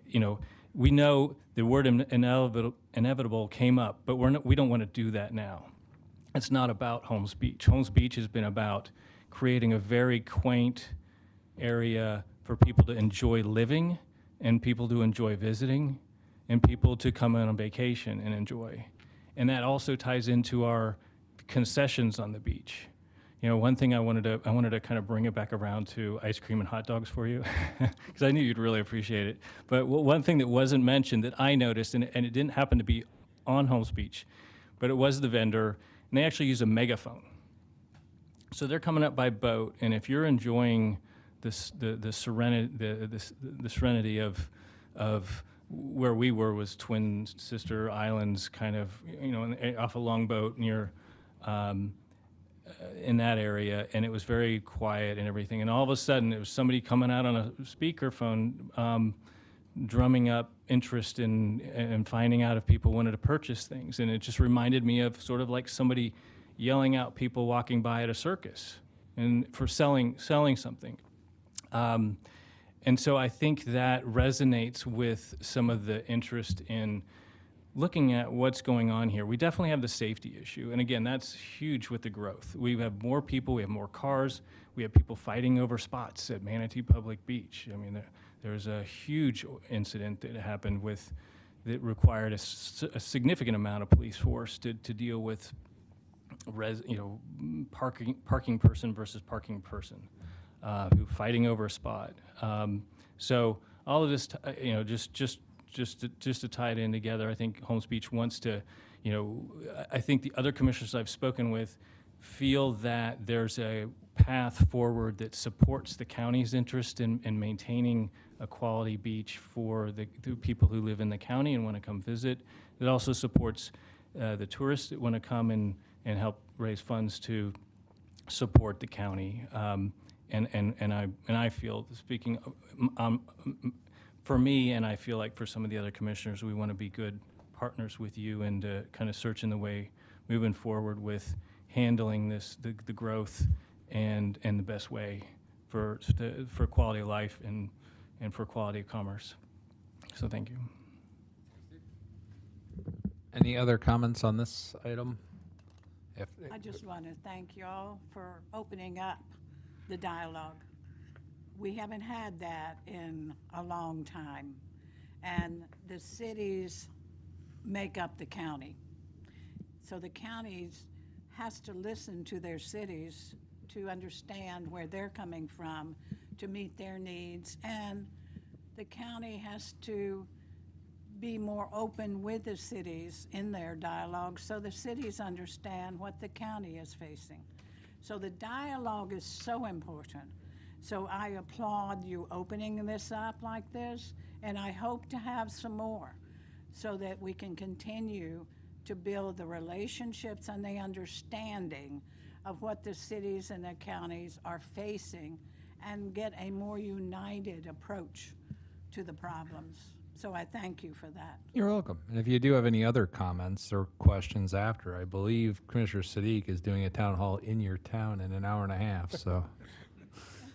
Yeah, I'll say this just because you'd asked, Dan. I do have to open up to public comments. Oh, yeah. I can wait. But go ahead. No, go ahead. It was You're just about starting.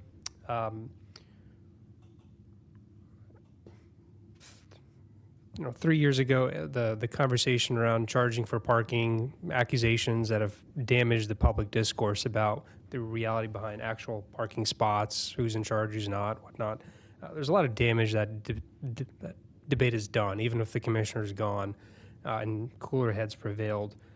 I would say for any policy, whether it's paid parking, paid whatever problem that we think we're trying to solve, you have at least a board, myself at least, and I know this board too, that's willing. This is a new venue. We've never had something like this at this level of engagement.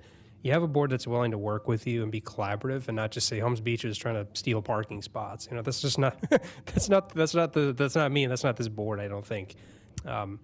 But time is always our enemy. There's elections in 2 years, every 4 years. You may not have the same people that are willing to work well with one another. So I would say if there's a good idea, let's work to get it. Let's work to get to ground on it and see what comes of it sooner than later, and not wait. So whether it's paid parking or anything else that you're thinking about. I don't even know if it's reasonable or realistic to do it, because I don't know anything about parking. Well, in the future, you might have a commissioner who says, well, they didn't charge for parking, so let's put a garage in. Just thinking about it. I just think we ought to bring some people in here and know what they're talking about and say, is this feasible? And what do you think? You've done it other places. What do you think? Yeah. And then we can take the next step, if there is a next step. Well, thank you for bringing it up. Okay. Thank you. That's it. All right. Yes. And just in addition to Dan's comments, we've had this discussion at our prior commission meeting, and we've agreed to schedule it at a future work session. So independently, by city, we're going to address it. And I also agree it's necessary to include, once we come to some conclusion and have some insights as to how it could be structured and approached, to have a collaborative effort with both Anamaria and Braden Beach. So that is for future consideration, and there will be more discussion on that subject. I want to add my thanks. The relationship today with the county commission and our city is greatly improved, and we are breathing fresh air as our current and future relationships of working together. You've heard from Steve and Dan and others and Carol about collaborative efforts. I couldn't agree more. We are partners in the improvement and in the stabilization of our community, and we're grateful. Another example, Tal, you're going to be with us in an hour or an hour and a half, as George indicated. This didn't happen.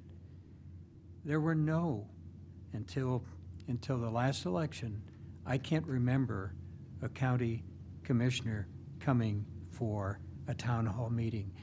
We have this venue. Well, you did. 5 of them. For the record, George did show up.